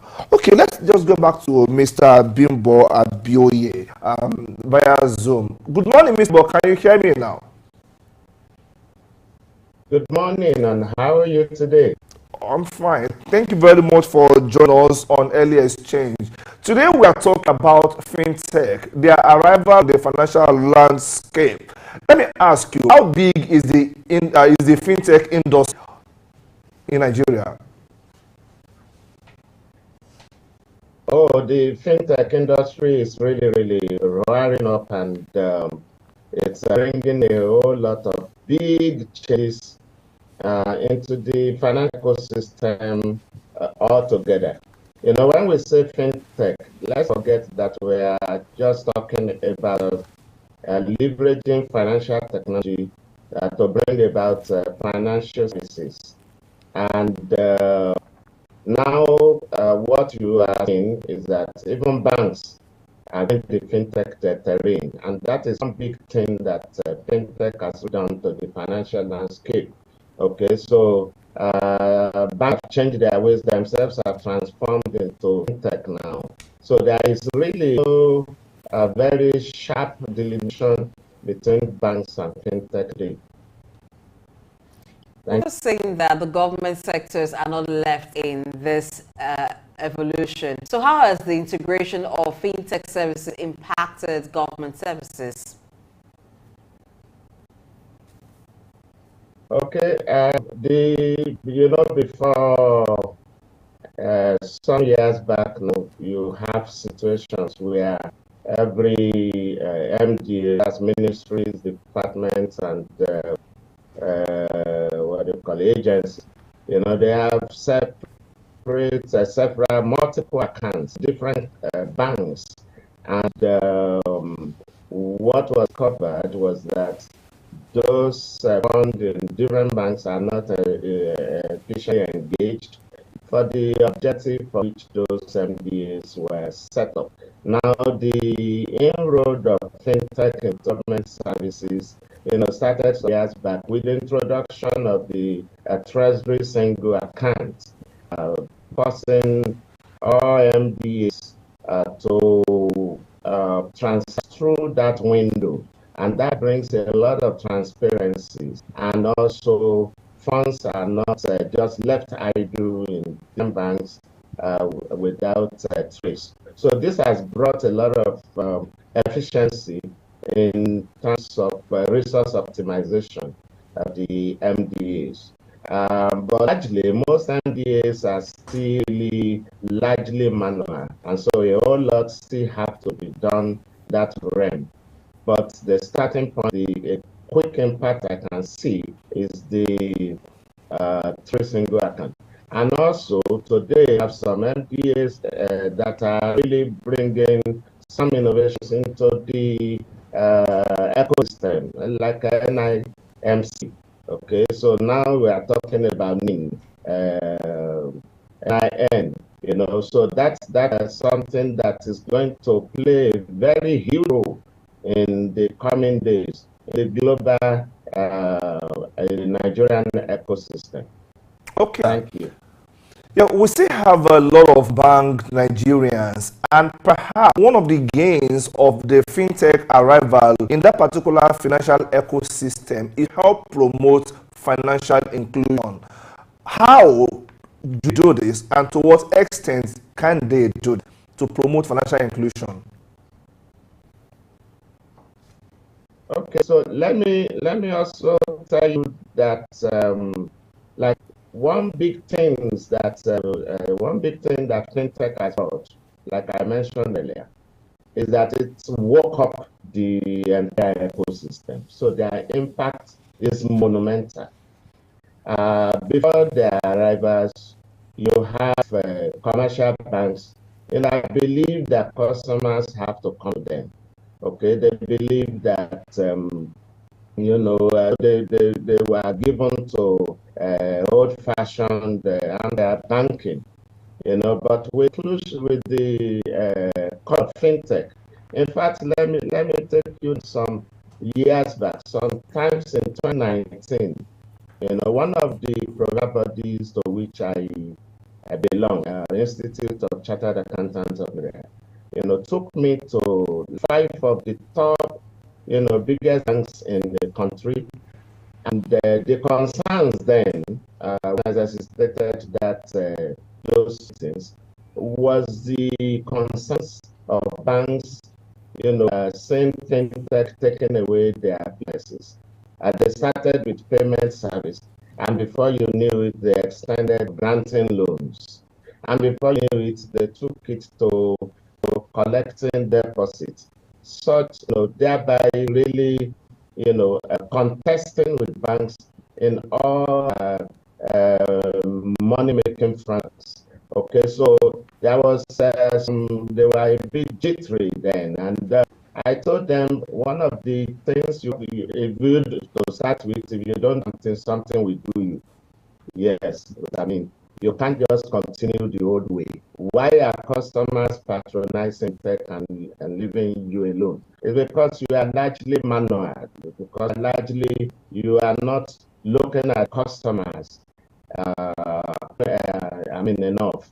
Okay, so fintech organizations were able to address the yearning of the customers. And what does customers want? Customers today, they are very dynamic, and they want to improve the customer journey. They want things to be very easy, onboarding, not involve several pages of forms to be filled with the number, neither BFN or NIN. Fintech is able to make a whole lot of things unnecessary. They want lower transaction costs. They want multiple product options. They want to do things at their own time. They want to do things at their own convenience. They want speed, and they want a more inclusive environment. So and so they are able to leverage technology to bring about all these things that the customers really, really yearn for. And so that is why there is a gravitation towards the fintech. So, and then, like I mentioned before, the biggest impact of fintech in the Nigerian financial ecosystem is the wake up of the entire ecosystem, especially the banks, which are the really dominant players and the big players. Okay, so they woke up and they embrace fintech and themselves are able to contribute meaningfully to the ecosystem. And so that has really driven the financial inclusion strategy of the central bank by about 20%. Okay, so the total banked population increased astronomically from 2020 by about to about 63%. Okay, so that is a significant quantum. Over 20 million new bank accounts have been opened via even traditional banks and fintech companies since 2020. That's a significant development. And that is reducing the unbanked population significantly. We've seen the growth of fintech companies over the years, but what are the ways fintech companies and the traditional banking system can collaborate to create a more robust financial ecosystem? Yeah, thank you very much. There are two approaches to this. Either one, banks themselves have a fintech arm.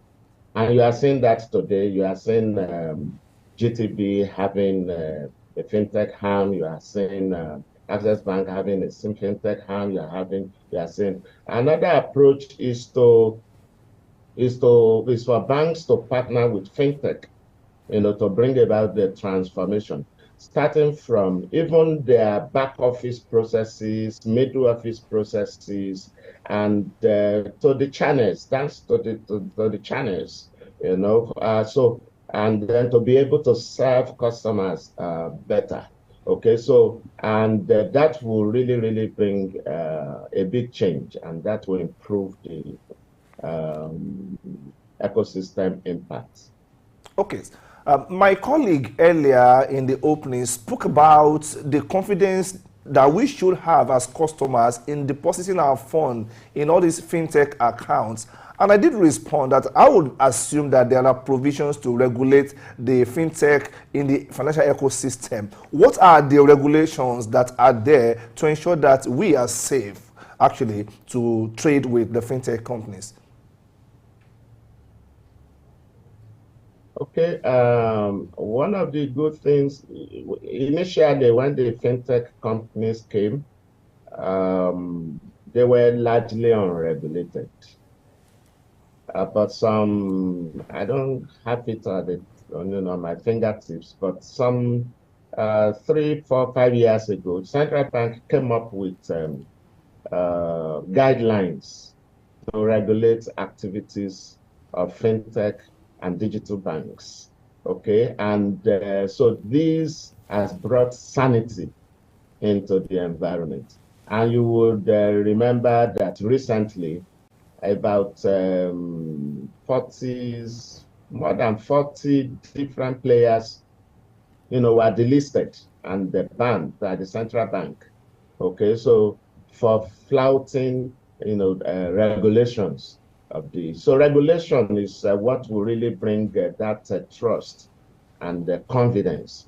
And even in the banking system today, what enabled trust was regulation.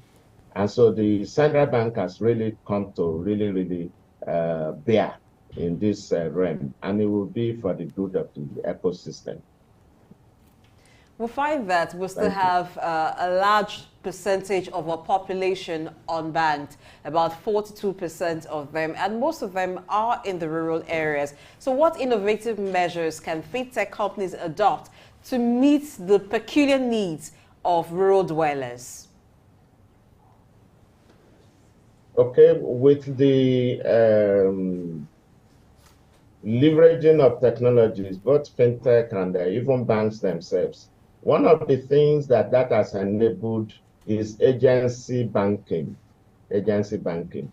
So you really don't have to uh, put a branch in a place that is not viable to really manage a bank branch or make locating a bank branch in that environment, profitable. Banks are in the business to make profit. So are fintech and everybody's in. So how can the unbanked be reached? Through agency banking, through different merchants embracing POS terminals, and so they are able to get included. And also a lot of fintech applications and also channels, mobile banking channels, and what have you introduced by different banks also are coming to play in those realms, bringing the unbanked into the formal ecosystem. Okay, sir. When you look at the structure of, I mean the ownership structure of some of these fintech companies that have made it into the global mainstream, the Flutterways of this world, the Paystacks of this world, one pattern you will observe there is that you have local tech boys in Nigeria starting the company, and you have foreign investors coming into the arrangement and buying a chunk of ownership of the business. Now the question is, what happens to our local investors? Why are they not partnering with these tech boys until such a point when the foreign ones now come? Is it a matter of lack of trust in the workability of the fintech solution, or lack of fund to really do it? I would say that maybe in the early days, maybe lack of being able to appreciate what these fintech entities could really become. And oftentimes investors, banks, especially for a fintech company to even have loan, the typical bank will be looking for collaterals. They'll be looking for a mortgage, buildings. A fintech company does not need so much of that. Okay, they'll be looking for collaterals in terms of equipment, machineries. A fintech company does not really need. So there's a shift in the how businesses are valued. Okay, so traditional methods of valuation, which most of the local investors relied upon, does not hold and does not hold for fintech organizations. This is the fundamental issue there. So you want to, before you put your money in an organization, you want to see the book value, you want to see the asset value, you want to see the valuation based on the property, based on equipment, based on all the assets of the company. You are not, a fintech valuation is looking more into what is possible in the future. And a whole lot of our investors are not really coming to bear with that. Okay, so they are still fixated on the well, I interact with a lot of these people and I see it. And even you have organizations even set up to finance industries. It's not yet even saying fintech as an industry to finance, because they don't know how to wrap their head around how to secure their fund based on assets of the future, which they cannot see yet. Okay, so this is the thing. So the investors in the Nigerian space need to really change very rapidly. Otherwise, what will happen in the even ecosystem or digital economy that we are talking about? We are going to be digital slaves in that economy if we don't rise up to take our place. And this, even government have to lead the way. Even central bank have a window to support technology. Go and look at their guidelines. Everything is still tied to collateral. Where is this collateral coming from? Okay, so they all lot have to change. and government, central bank, investment organizations, and particularly Nigeria Sovereign Investment Authority really needs to do a whole lot to ensure that Nigeria does not become a digital slave in the digital economy that we are really, really talking about. You Thank mentioned you. investment, and investment is something that a lot of Nigerians want to do. And I will see fintech companies providing investment platforms, not just platforms for savings. But some persons are not even aware of the investment platforms, how to go about them. Take, for instance, cryptocurrencies. And there is still the aspect of fear doing such things with fintech companies. So what is the mechanism in place by fintech companies to ensure financial literacy and creating awareness for some of these services and products? Okay, where in that area, the awareness is very, very important. But the good thing is just that, good products speak for itself. Okay, so if services are, top notch, and people can see the difference, so people would go for what works for them naturally. However, there is still the need for awareness. This is, we have bodies that are also driving that. You have FinTech Nigeria, you have Institute of Software Practitioners of Nigeria. You have NITDA also doing quite a whole lot now, especially in the regulatory environment in the industry. And so, but there is a need to do more in that realm. There is a need to do more. And when that is done, of course, the ecosystem will be better for it.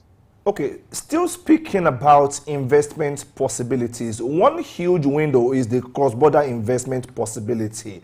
How does fintech aid cross-border investments in Nigeria?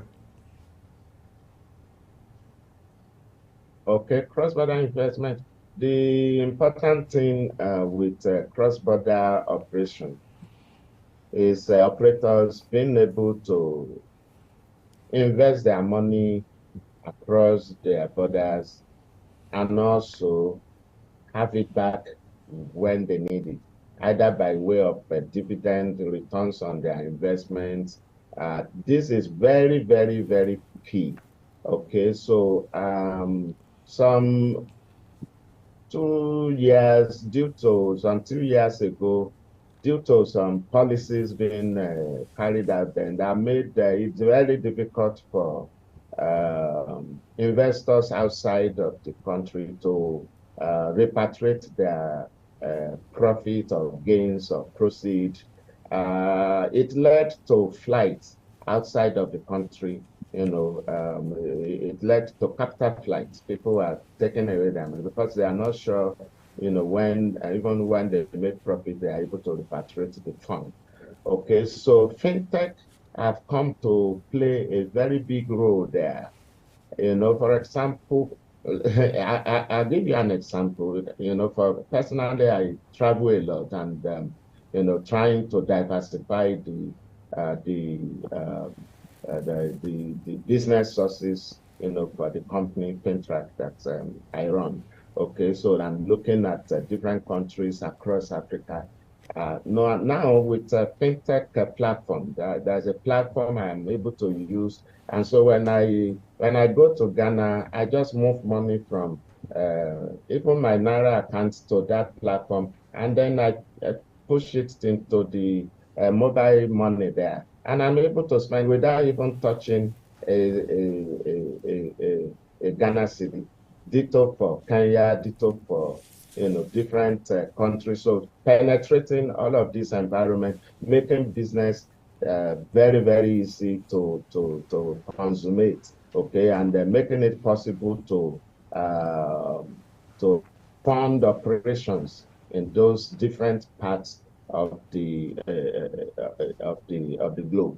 Okay, so all of this help encourage investment, encourage cross-border financial transactions, and it will, of course, deepen businesses to the players in the ecosystem. And that is a big factor. Thank you very much. Talking about business, are there specific fintech products or services that support the growth of SMEs, like the traditional banking system has been able to do? You find that the microfinance system, they have an organized thrift system. So do we have services like that that supports the SMEs? Okay, one of the things that fintech has done, like I said, it has really jolted the banks to really even look inward and see what they could do differently. You have a lot of banks today that are coming up with SME windows. They call it SME digital lending. Okay, we're working with quite a number of banks to bring that about. Okay, so through their portals, SMEs could, especially those that have accounts with them, and even those that do not have, okay, there are implementations that have been done to enable these banks to be able to access even bank statements of those customers from other banks, of course, in a secured process and with the consent and the support of the customers themselves. And so their loan requests could be properly evaluated, and the funds are made available to them. And then you have some fintech organizations also coming up with a platform connecting SMEs. For example, sometimes these SMEs, not that they need huge loans like that, but maybe they have done a business. They want to be able to access the money immediately, maybe faster than the paying organization. People that engage their services are willing to do. If they are able to discount these invoices, so you have some fintech organizations coming up today, enabling SMEs to discount their invoices and have access to proceeds. So all of these combined activities of banks and also the fintech organizations, we deepen and we really significantly help the SME sector. All right, sir. With all of these successes recorded by the fintech companies in Nigeria, we do know that there is still a lot of room for improvement. And you being a software practitioner on record here, you know that the rate of obsolescence in the area of technology is very high. Yesterday's success in the software world becomes obsolete by this morning. What more innovations can we expect in the fintech industry that can make us play according to global best practices?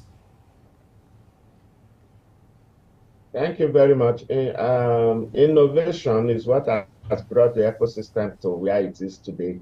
And what will take it further is continual innovation.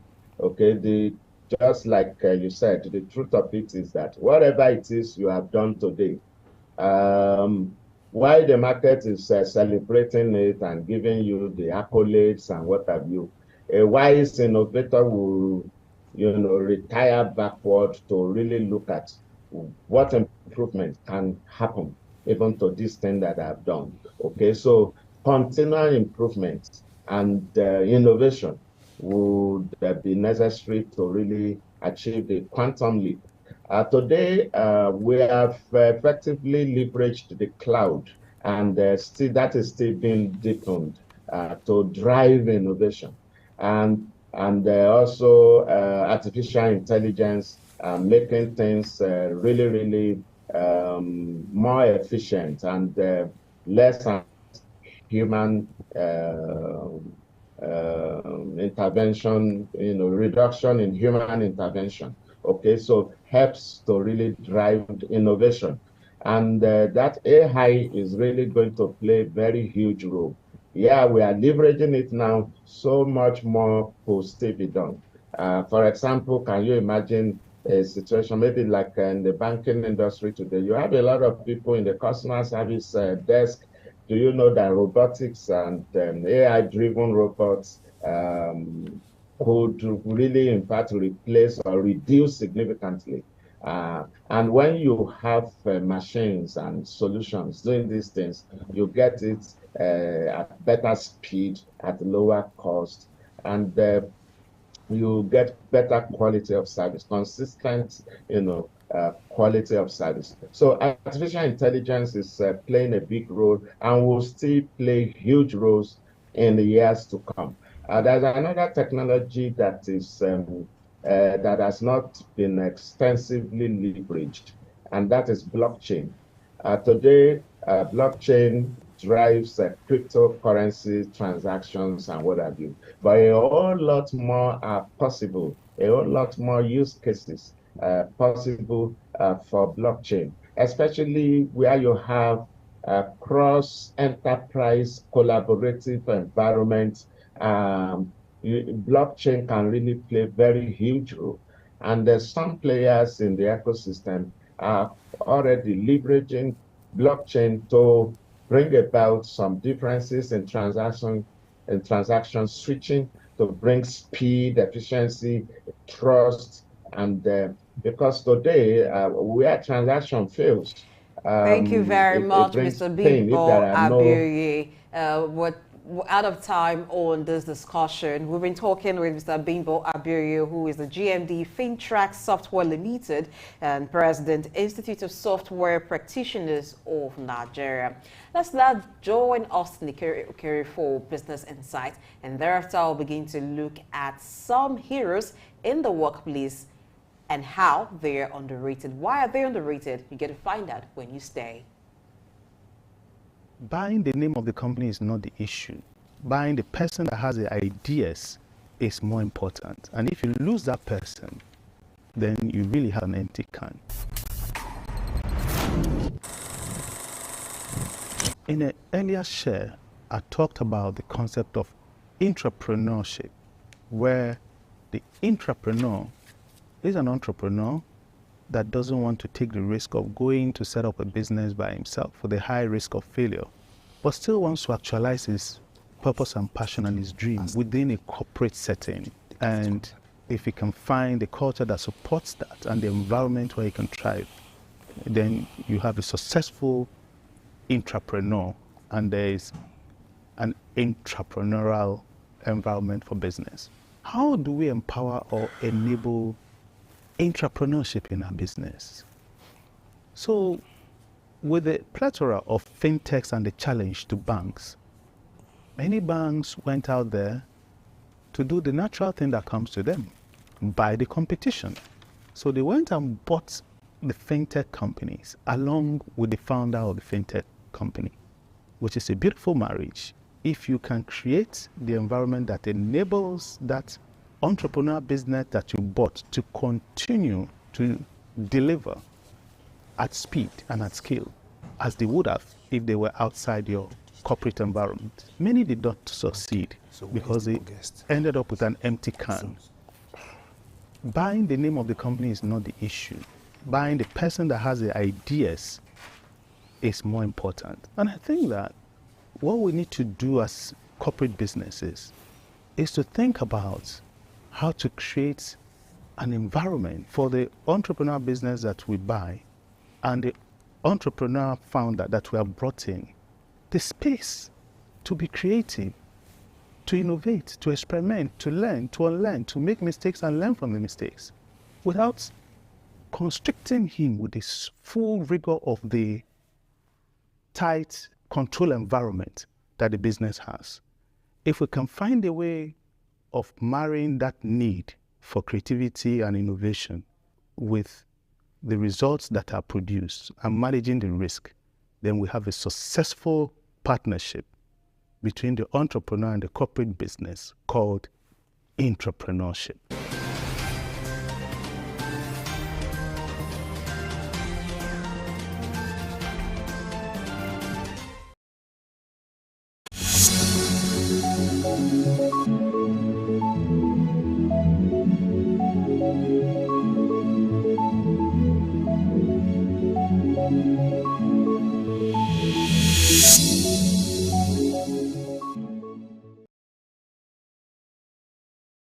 Okere, for those business tips there for us, and I do hope you make use of some of them, really. Now, there are people in the workplace that are very essential to the successful operation of the work on a daily basis, but they don't just seem to get the credit they deserve. Now, attention is always focused on the man in the C-suite, while you pay less attention to the man at the gate. I am talking about the real heroes of the workplace, the drivers, the gatesmen, the security people, even the front desk person, who is the first person people will meet when they come to your office, and the personality of the person there speaks a lot to the quality that you eschew in your company. Today we'll look at these underrated workplace heroes. Blessing. You forgot to mention the cleaners. The cleaners, really. Very important set of people. I don't know why we tend to, or people tend to look down on these people.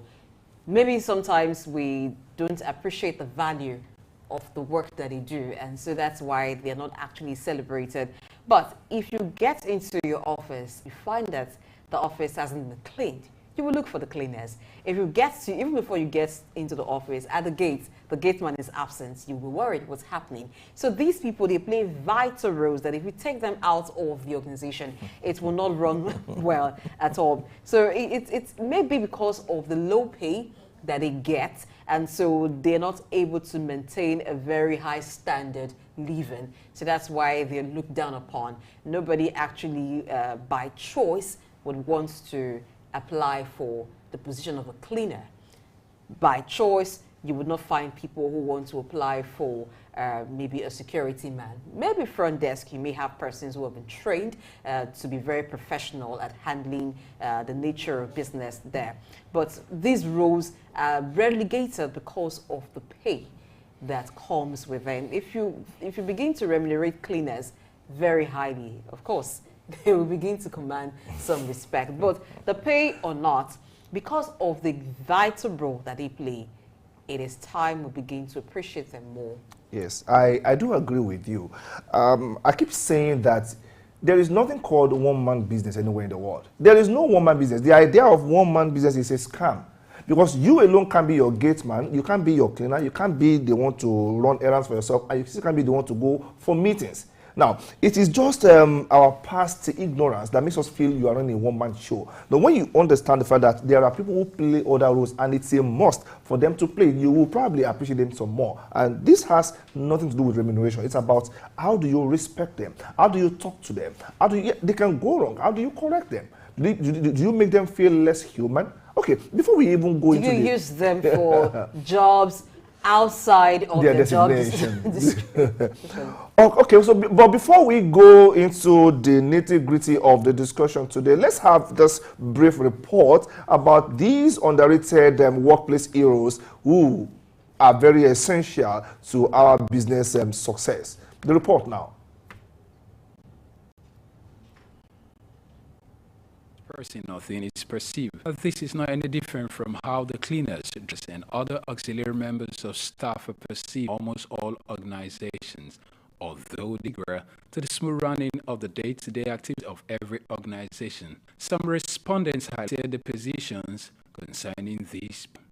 I think they have a lot of value. Whenever you face whenever you have a sea work to do, and little things like the water on the floor or cleaning some things that you need distracts you, that's when you understand the value that those index provide. So on the part of you, they provide a lot of value by helping the main people that work in the organization to focus on the actual business of the organization and not have to worry about other small things that could distract. Typically, they have a very big role to play in every firm, you know. But it's just that the organization sometimes don't appreciate their effort. They don't really appreciate their effort. For me, they do more role because if the managers, the CEO do without them. As significant as they are, researchers that less attention is being attributed to this group of individuals, more than when they are being treated as their efforts are intangible to the success of the organizations. Every organization has SOP standard organizational procedures. You understand? If you go to some company, some are on HOM, while some are not. Some are on pay, some are not. And you see, the only you can give these people a sense of belonging is to let them feel that they belong. If you give them a sense of belonging, I think they will open up. If these are the people that contribute at least not up to 50% of the gift. So if the situation is not conducive for business, I don't think any we want to come and do business transaction with you. But if the environment is clean, everywhere is good, people will want to come and do this thing. So I believe if these people too can believe if the lower class in every establishment can also be given a sense of belonging, like carry them along, let them feel that they too are a human being. The question of whether they get their due at their workplaces is debatable. Nevertheless, you would appreciate your driver's effort on the day when you had to make your way through traffic with deadlines to meet and a meeting to attend, all in just about the same time. Juvi Ofiene, reporting for Souq News.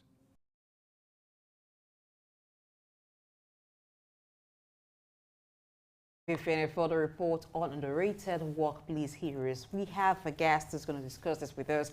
Joining us via Zoom is Oluyemi Adeosun, and is the head Human Resources Eternal Oil PLC, and he's an accomplished human resource executive and researcher with over 16 years of experience across high-profile industries, including power, oil and gas, telecommunications, broadcasting, real estate, advertising, academia, and consulting. So with a very, very huge profile, he's here to discuss underrated workplace heroes. Good morning. Can you hear me? Good morning. Thank you for having me. It's our pleasure. Now let's begin to look at the underrated workplace heroes. First of all, why are they underrated? We talked about, before we joined you, we talked about some of the reasons, but are there other aspects beyond remuneration, not valuing their contribution, that these set of people are not celebrated in organizations? Thank you so much for the beautiful introduction, and the report. It was quite insightful. In addition to the reasons that you had alluded to, I would like to shed light on some additional reasons. First and foremost is a societal thing, a community thing.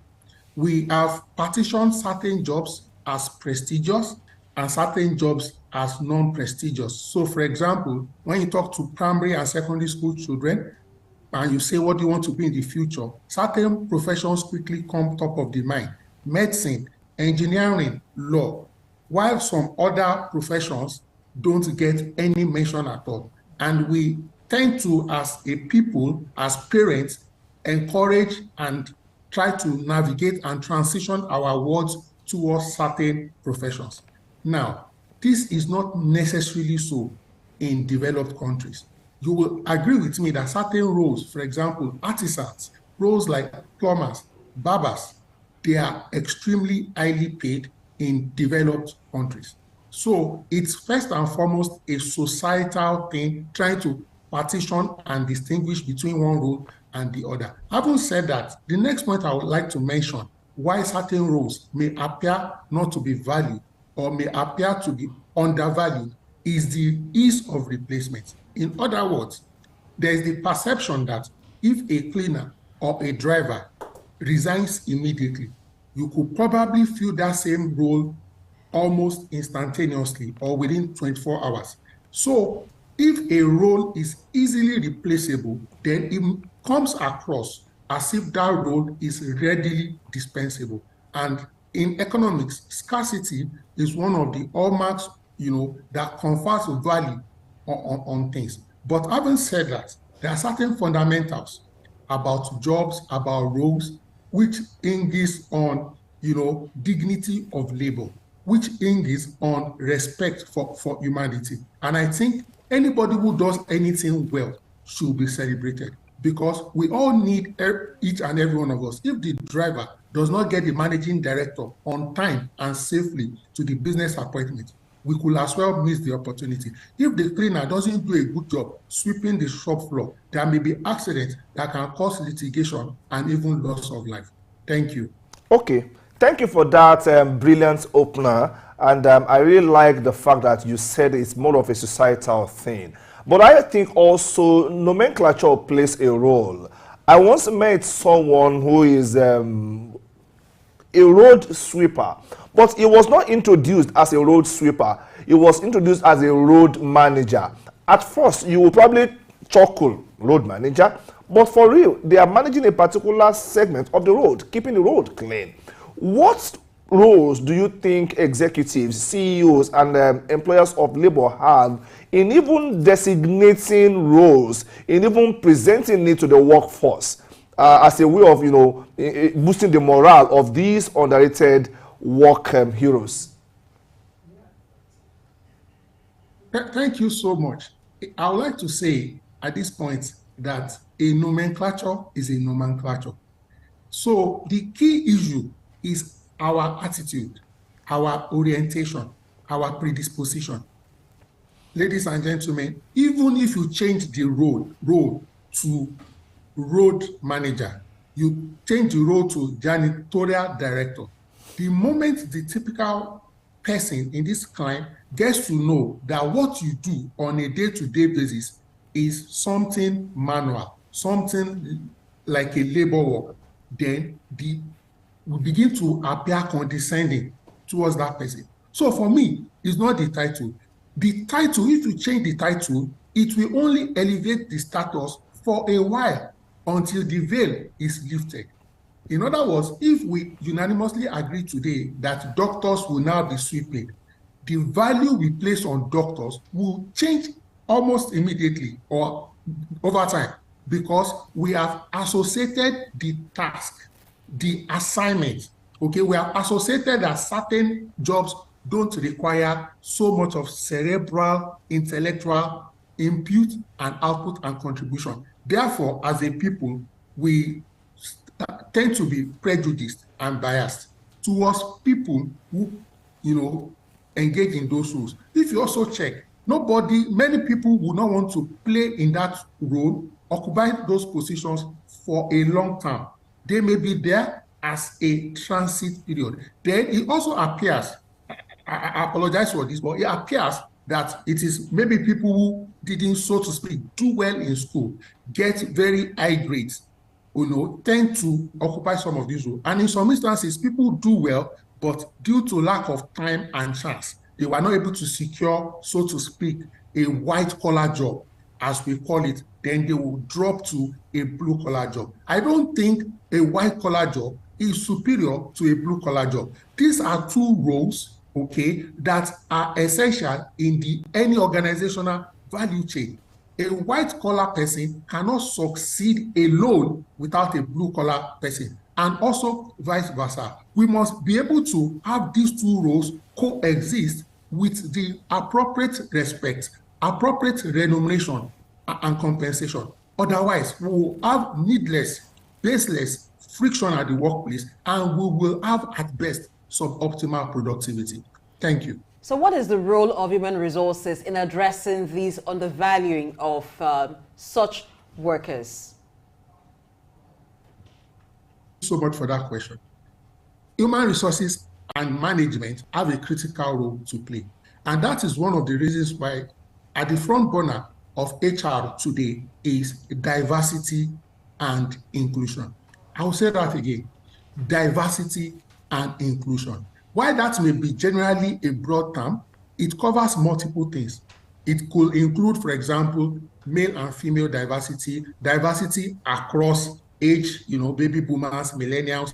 However, also critically important is also diversity of blue collar and also white collar workers, because these two streams have a critical role to play. So we must continue to make sure that we train all employees across the spectrum of the organization to respect people. If you cannot be rude to the managing director, you cannot be rude to the gate man. Respect is fundamental. And also, for many organizations, HR is also the driver of our core values. What are our core values? Some common core values you see across. You will see things like integrity. You will see things like respect.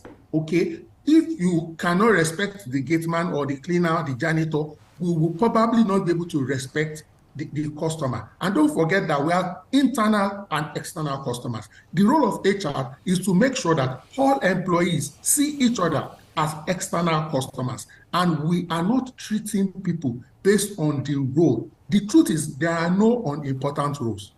All roles are important.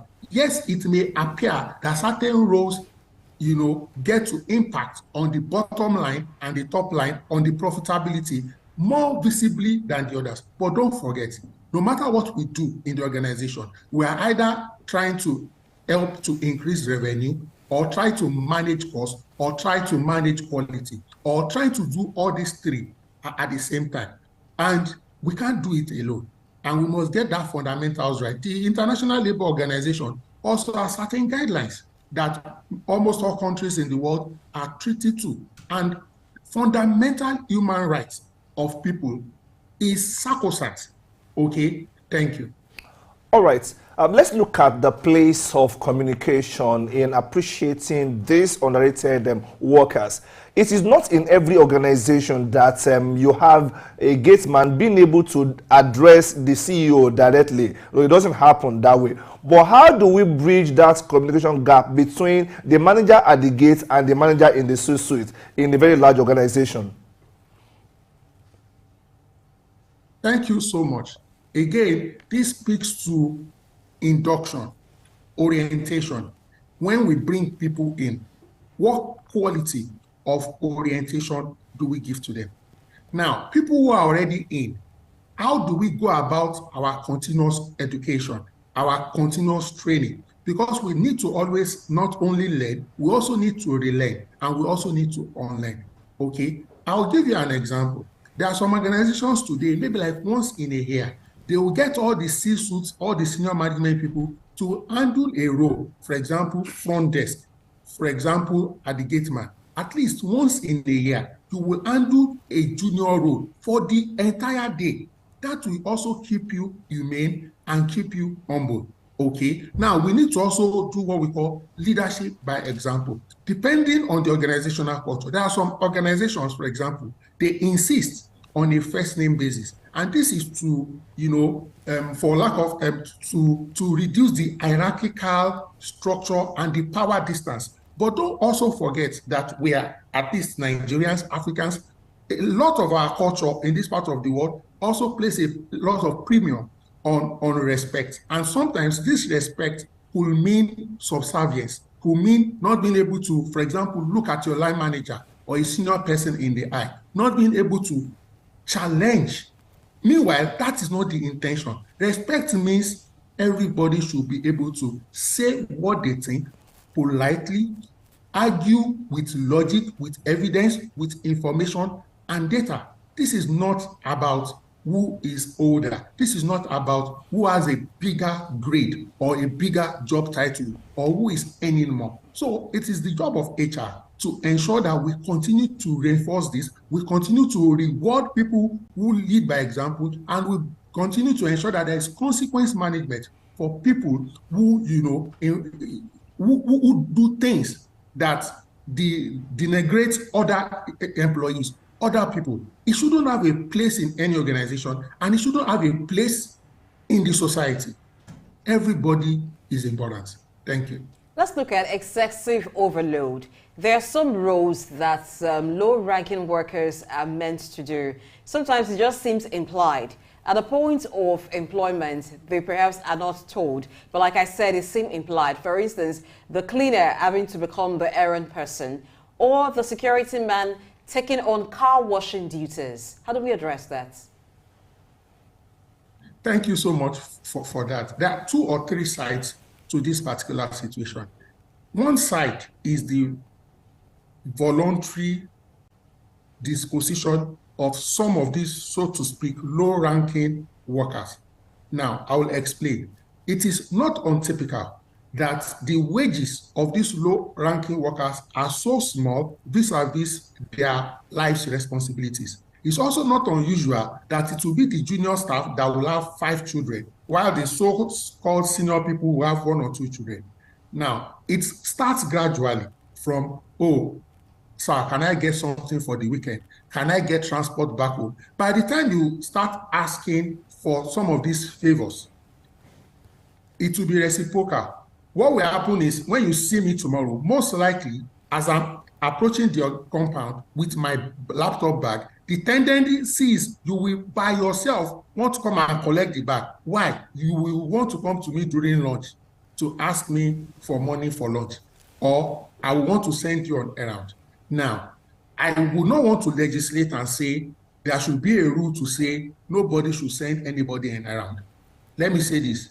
I've gone out a couple of times that my junior colleagues will say, Oluyemi, please, you are going to supermarket, right? I say, yes, can you help me pick this item? That's also sending me on errand.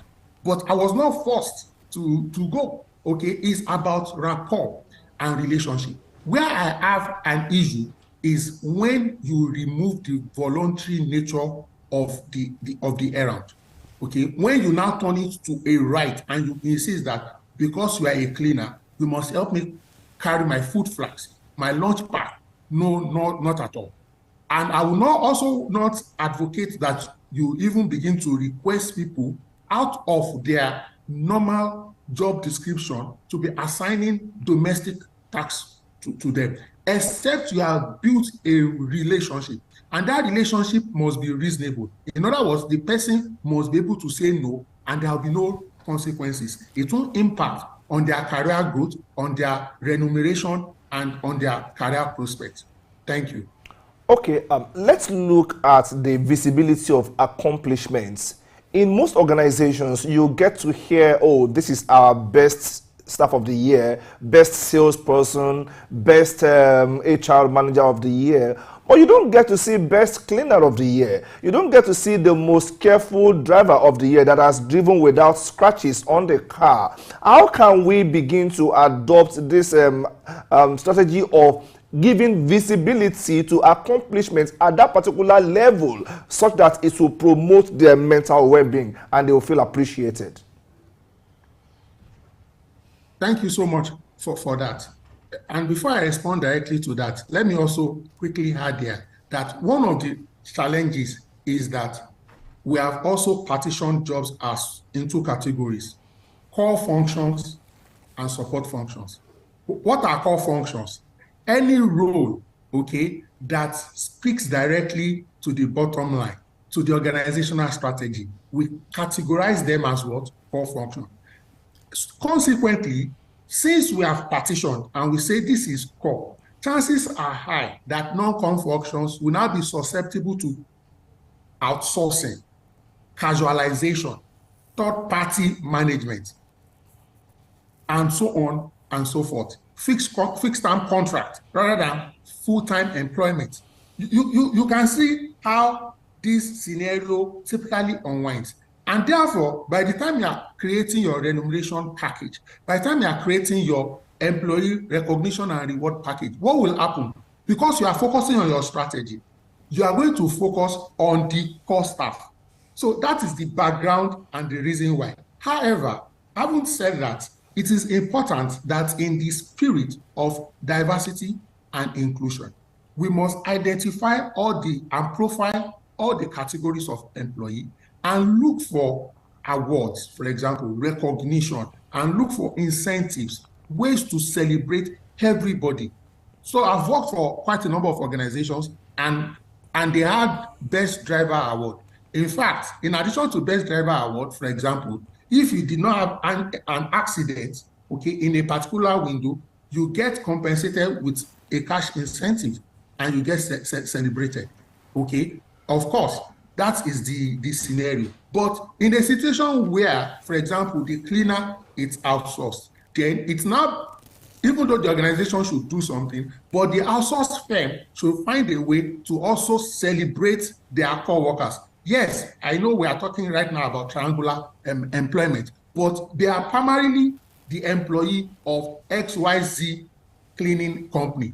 that company's core business is probably cleaning, and therefore they should celebrate the workers. So between the outsource firm and the company HR, okay, there should be different categories of awards, and these employees should be celebrated. In addition to celebrating them, the entire HR value chain from training and development. What training package do we have for the drivers? What training package do we have for the cleaners, for the janitors? It is important that we also put them, for example, in the annual training calendar, and we ensure they go, not after everybody has gone. Maybe you do it on a quarterly basis, on a rotational basis. Let them know that they are important, not by just telling them. Yes, we should tell them, but by showing them how we pay them living wages, how we train them, and how we protect them in the organization, and also help them to explore and transition in their career. Fortunately, today, there are many people who started in these seemingly lower roles and they've transited. Maybe they got additional qualifications, certifications, education, or while they were cleaning in their spare time, you are providing additional support for one department or the other, and then a vacancy comes up, they interview and they are outstanding and they get the job. It's okay if it's your dream to be a cleaner from end to end. There is no shame in that. It's also okay if you start as a cleaner and you transition to some other functional department based on your skill set, based on your interest, based on your passion, and based on your ability to learn. Thank you. We find that by the nature of these jobs, talking about the job of a security man, front desk officer, they interface first with clients, with visitors, and people who come in for business. And by so, they are privy to certain informations that other staff may not be. But there's a wide gap between these low-ranking officers and management in a lot of organizations. How do we bridge that gap and foster an environment of inclusivity? Okay, thank you for that question. So again, it's important to interrogate why there is a gap. And when we say gap, I will assume, for example, a gap in remuneration and compensation, a gap in benefits and welfare package. We need to interrogate the reason again, so that we will be advised on how to resolve it. Some of the things that, ensure that contribute to differences in remuneration has to do with value. And when I say value, your ability to contribute directly to the business strategy, to profitability, to revenue generation, to cost management. This is very key. And it varies from organization to organization and from industry to industry, which means a role may have value in industry A and may be regarded as a low-value job in industry B. Are we together? Yes. So we really need to realize and understand that. I also mentioned earlier that the ease of replacement is a factor. Okay, scarcity is a factor. So if you do play in a role where under 48 hours, your replacement can be secured and prepped for the role versus somebody that needs to invest 8 years, 6 years in certain professional technical undertaking is not going to be the same. So, for example, there are some of these junior people, artisans, maybe like plumbers, electricians, and so on and so forth. They are treated with complete respect. Why? Their technical skill is not easy to come by. 2, they have good customer service. And so you will see that even in the support hierarchy, there is also a range. Okay, there is poor, there is good, there is extremely high. It boils down to your level of professionalism, your level of consistency, and your level of reliability. The truth is, excellence has no hiding place. Check it over time. Most junior people who are consistent, they find a way to get upward review in their remuneration and opportunities in the organization. Having said that, the basic minimum wage must be reasonable. It doesn't matter who is occupying that role. And the window must, and I wouldn't even want to use the word minimum wage.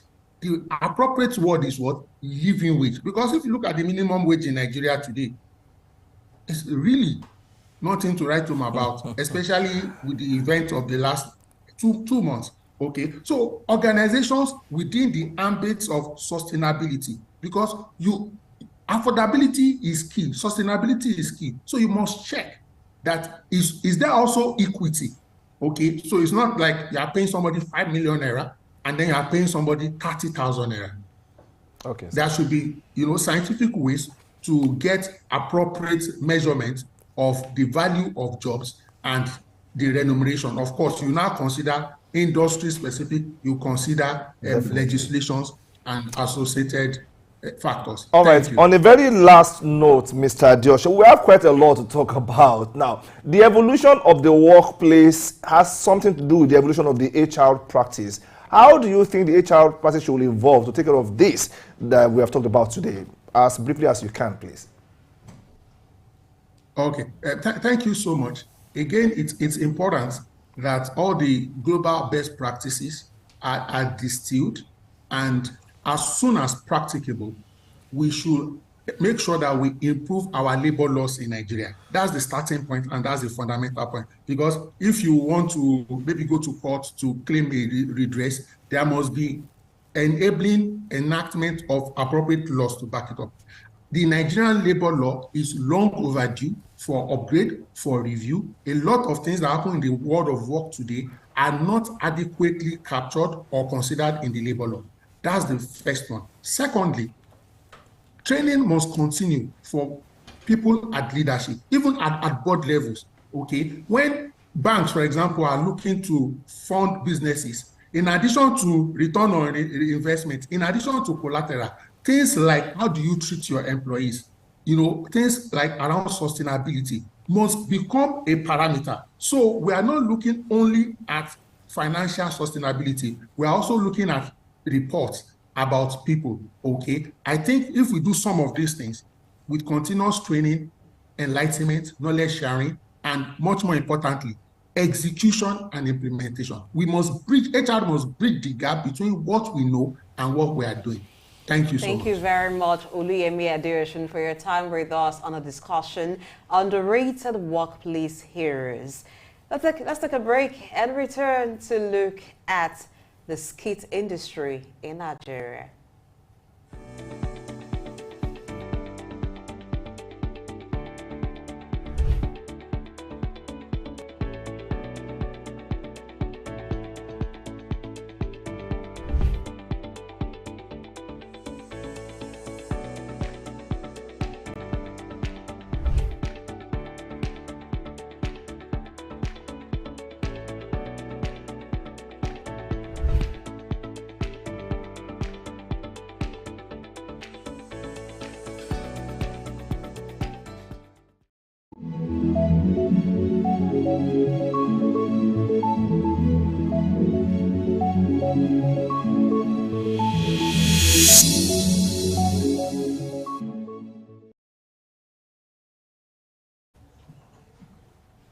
Welcome back to Early Exchange on Souq News. Okay, we are back to the topic we want to talk about last for this particular segment of the program. That is the skit industry. Before now, for you to make it big in the world of movies and in the world of comedy in particular, you would need to probably sign on to one production crew or the other, join one theater troupe or the other. But now, with your phone and your innate skill to make people laugh, you can become a celebrity overnight. Without mentioning names, we know all the skit makers in this part of the world and every other place in the world, they are making money in millions of different denominations. They are becoming very influential. They are becoming voices that people listen to at different times. So they have become brand ambassadors. Now, the skit industry has evolved in Nigeria. It is a humongous industry now with a lot of potentials and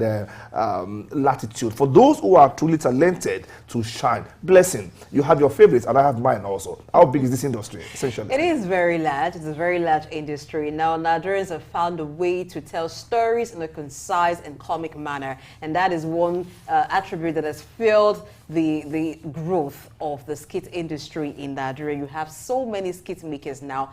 having the remuneration in dollars. Now, this is one sector that you get to see newcomers every day, and over time they become favorite. Like he mentioned, he has his favorite, I have my favorite in the skit industry. But sometimes the way and manner skits are done make you feel like, oh really, was that a skit? Or a threat. Or a threat, because it goes in different dimensions these days, and sometimes you're not very comfortable with what you see. Okay, so in that particular line, let's take a look at how skits are made and to what extent people are maybe insensitive of the dangers it poses. You can see there's a fine line between you wanting to catch me by surprise and actually, posing a risk or a threat to my health. We have skits that are done these days, and they make people run helter-skelter, people sustain injuries, and those with BP issues can actually collapse and die as well. So let us have a look at this report about how far skit makers have gone in plying their trade, and to what extent they are ignorant of the dangers or the harms these can have on the health of the people they are trying to entertain in the first place. Let's have it. How far can you go to get a good laugh? Humor and laughter have been part of human interaction, ensuring individuals to share joyful moments and amusement with family, friends, and acquaintances. Every amusing joke or prank should come with a responsibility of ensuring it remains harmless. But in today's world, some pranks turn out to do more harm than good. Let's have the people out there react to this. Many of us have shared a laugh over light-hearted pranks, finding humor in the unexpected and the absurd. From harmless practical jokes to witty one-liners, humor has the ability to break down barriers and create memorable experiences. Okay, it's not as if the prank is not good. It's actually good, but there is limit to everything. Okay, I think I've watched some whereby that was being carried out in the supermarket. Okay, but it just make people laugh and stuff like that, or even in the market. But it doesn't have to go too extreme before you get the fun or something, or viewers to watch your videos. Okay. Yeah, I think for your question, some pranks usually cross the line. The excesses is just too much. Yeah, some pranksters. Yeah. Pranked, or you've seen someone that has been pranked? I've actually not been pranked personally, but I mean I've seen videos that go around people that get pranked, and sometimes it's quite funny and quite interesting. But sometimes it can seem overboard. Yeah. Though pranks could be entertaining in nature, they are capable of inciting fear and anxiety, causing restlessness, and so much more. Dangerous. I feel like it's dangerous to some people. I used to see them prank like old women, old men, and I feel like some of these will have high BP and so it's not that good. Even if you want to do it, I feel like maybe even if it's young people, fine, but doing it with old people, I don't think it's safe, because if you do it to my mom, I will show you something. The case of Abdul Maruf Adisa, popularly called Trinity Guy, who recently regained freedom from prison due to a prank gone wrong, comes to mind. Even another skit maker, Abdul Gafar Abiola, popularly known as Cute Abiola, stands the risk of prosecution for casting the Nigerian police in bad light through an authorized use of the police uniform, an offense punishable under Section 251 of the Criminal Code and Section 133 of the Penal Code law. In a statement made by the Nigerian Police Force Public Relations Officer, CSP Olamuyiwa Adejobi, comedians and skit makers that engage in pranks were cautioned to be guarded and deterred from exposing Nigerians to danger, all in the name of inciting laughter. Definitely, the prank industry needs some regulation, as freedom of expression comes with a measure of responsibility. I think the answer to that question is, can the government actually do it? Because it's kind of a free media space. It should not look as if they are suppressing the media. But nevertheless, I think the government can actually regulate it in terms of reportage. If I go and report that I've been pranked, if the government can fight for me, by the prankster, can fight the prankster for me, I think that is a way of government actually regulating it. But actually regulating pranking, because these guys that usually prank people, they are all free-spirited persons. Most of them do it online. No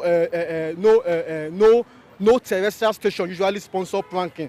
So I think the only way government can actually regulate pranking is by actually enforcing arrest if I go and report that I've been pranked. I don't like the way I felt during the pranking, or what happened to me was bad during the pranking. The government should fight for me. I think that's how the government can actually come in. Yes. Content creators on social media should avoid life-threatening pranks so that what is by intention designed to entertain does not end up terminating human lives.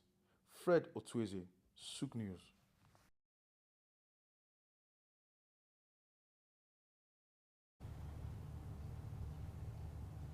How far can a skit go? But you need to know that in 2018, the worth of the skit industry was put at $10 million. That is expected to increase to $50 million by 2023. And the average age of skit makers is put at 25 years old. Like we told you earlier, that skit is one way that Nigerians are found to tell stories in a creative and very comic manner. As much as it relaxes, as much as it entertains, sometimes it frightens people, hence that report. Now we have with us, joining us via Zoom, a skit maker popularly called Daddy Gio, Chukwemeka Obia. Hello, Chukwemeka, are you there? Or should I call you Daddy Gio? Yeah. Good morning and welcome to Early Exchange. Now first, let me ask you, how far do you go as far as creating content for your skits? Wow. Do you frighten people? We go all that extremely high, to get a quality content to attract people, to watch us. Okay, I just hope that you don't threaten anybody when you try to create your content. So let's talk about the skit industry. What are the factors that have actually led to the surge in the influx of participants in that sector? Okay, one of the factors that you do consider is creating something that is happening. Creating something that is the actual fact that is happening within the community, within the area that you are, or within the country. That's another factors you put in consideration when creating content. Okay, let us look at pranks in particular. We saw some there pouring water on passers-by, simulating python attack, misrepresenting soldiers' uniforms, and so on and so forth. Yes, people want to laugh and you want the element of surprise. But do you think people's lives will not be put in danger simply because you want to, apply your own trade? Should this continue? Well, I must say that prank videos are a kind of a fun thing. Some content creators have fun in doing pranks. But I must say that it's a kind of risky. It's a thing of 50-50. You might be injured while doing the prank video. Like there's the one I watched. Someone pranked the prince of a kingdom. Prank a prince of a kingdom. That risks the person. But to that person pranking him, he just take it as fun. That you want to catch fun. You want to attract viewers. Even the guy confessed that he has been doing normal skits, but nobody is watching him. But until when he did that prank video, he got about 2-point-something million views. You understand? So prank video is a kind of 50-50. It's a risk thing. Wearing army clothes, using toy snake. It can cause someone hypertension. You understand? So whenever people, sometimes I do prank video. I know how it pans on me back after doing it. Like there's a one prank video that I did. I almost caused the man high BP. He almost fell inside the gutter because of prank video. You understand? So it's a kind of 50-50. You might be injured. You might get arrested. They might arrest you, depending on the kind of prank video you are doing. So my advice to content creators is that whenever you are doing prank video, always be careful. Always be careful, because it's a kind of 50-50. You might be arrested, depending on the level of prank video that you are doing. Now, there are thousands of skit makers in Nigeria, but just a handful of them have actually achieved mainstream success. Why is that? How does the skit industry work?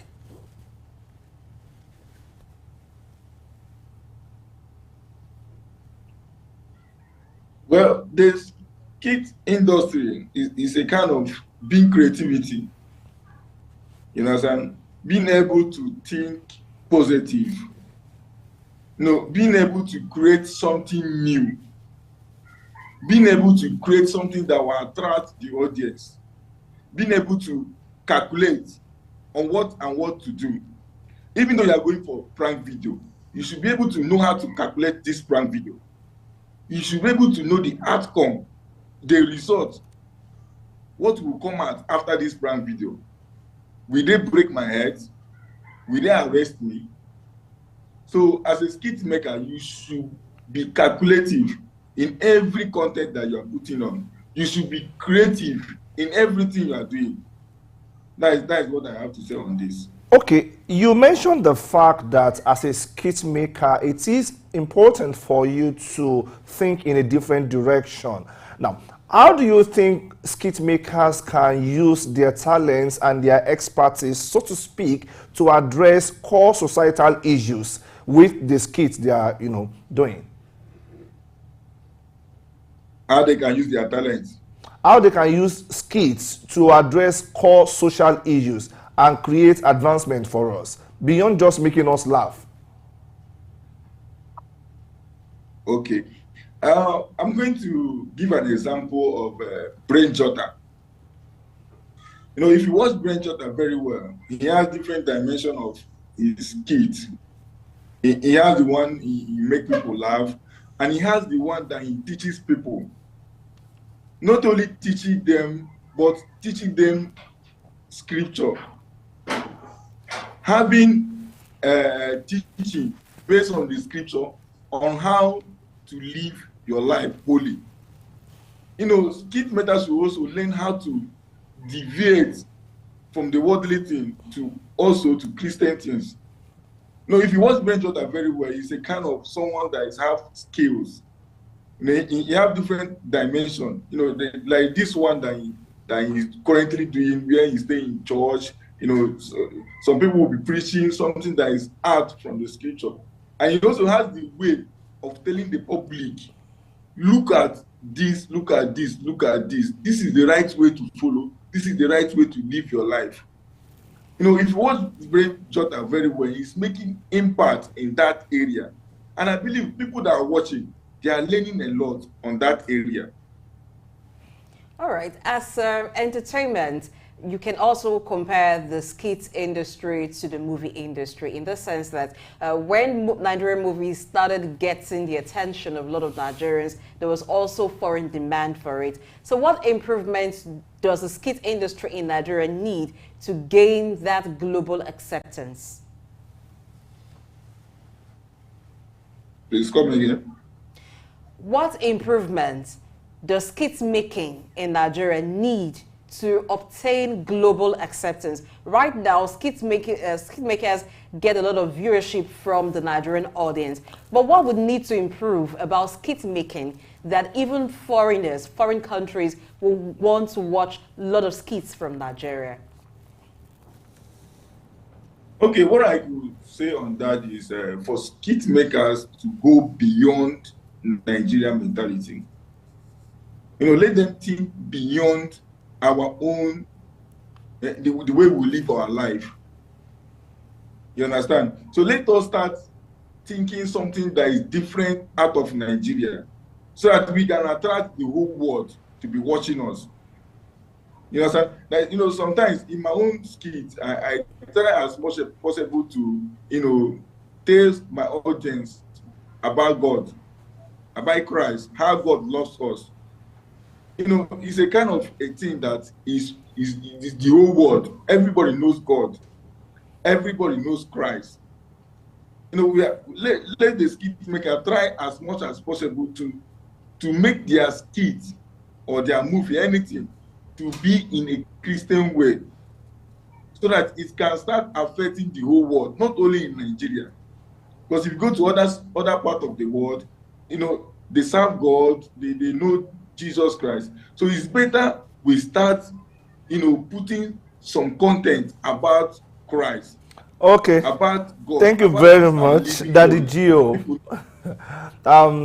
Apologies there. We seem to have run out of time on that particular segment. Thank you very much. We noted all you have said so far. We just do hope that skit makers will know that they owe the viewers a sense of responsibility. The fact that you want to get me to laugh should not make me lose my life, because if the whole idea is to get me entertained, then you shouldn't take me out of this world, because who do you entertain when I'm gone because of your skit? Imagine that particular video we saw when water was poured on that lady, probably going for the job interview, yes. And all because you now tell me, okay, look at camera. How do you pay for the losses I might have probably incurred by the reason of you pouring water on me? I think this is irresponsible, and art should not be used for just the sake of art itself.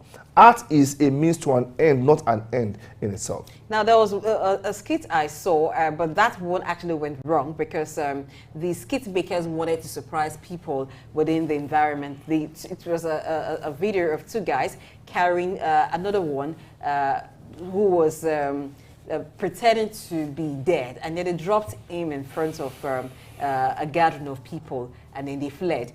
But unfortunately for the one who was dropped and pretending to be dead, somebody observed and just knew this was a skit, took a big stone and hit it on him, and the guy jumped up. You know, they too suffer injuries in the process of trying to create content. So this is where I think some form of regulation needs to come in. For movie industry, you have the Actors Guild of Nigeria. You have different associations that regulate the way movies are made, and there's a form of a regulation as regards the entry into the sector. So I think same thing should come in for skit makers. It shouldn't just because you feel you have the ability to make people laugh. How do you creatively tell your stories without endangering anyone? How do you creatively tell your stories without invading the privacies of people? Because sometimes you find that they're taking videos or recording videos of people without your permission. They're just doing things, you know, in public places without people knowing what they want to do. Yes, you can create content, but your content should be created in a way that it doesn't put the next person's harm, doesn't invade their privacy.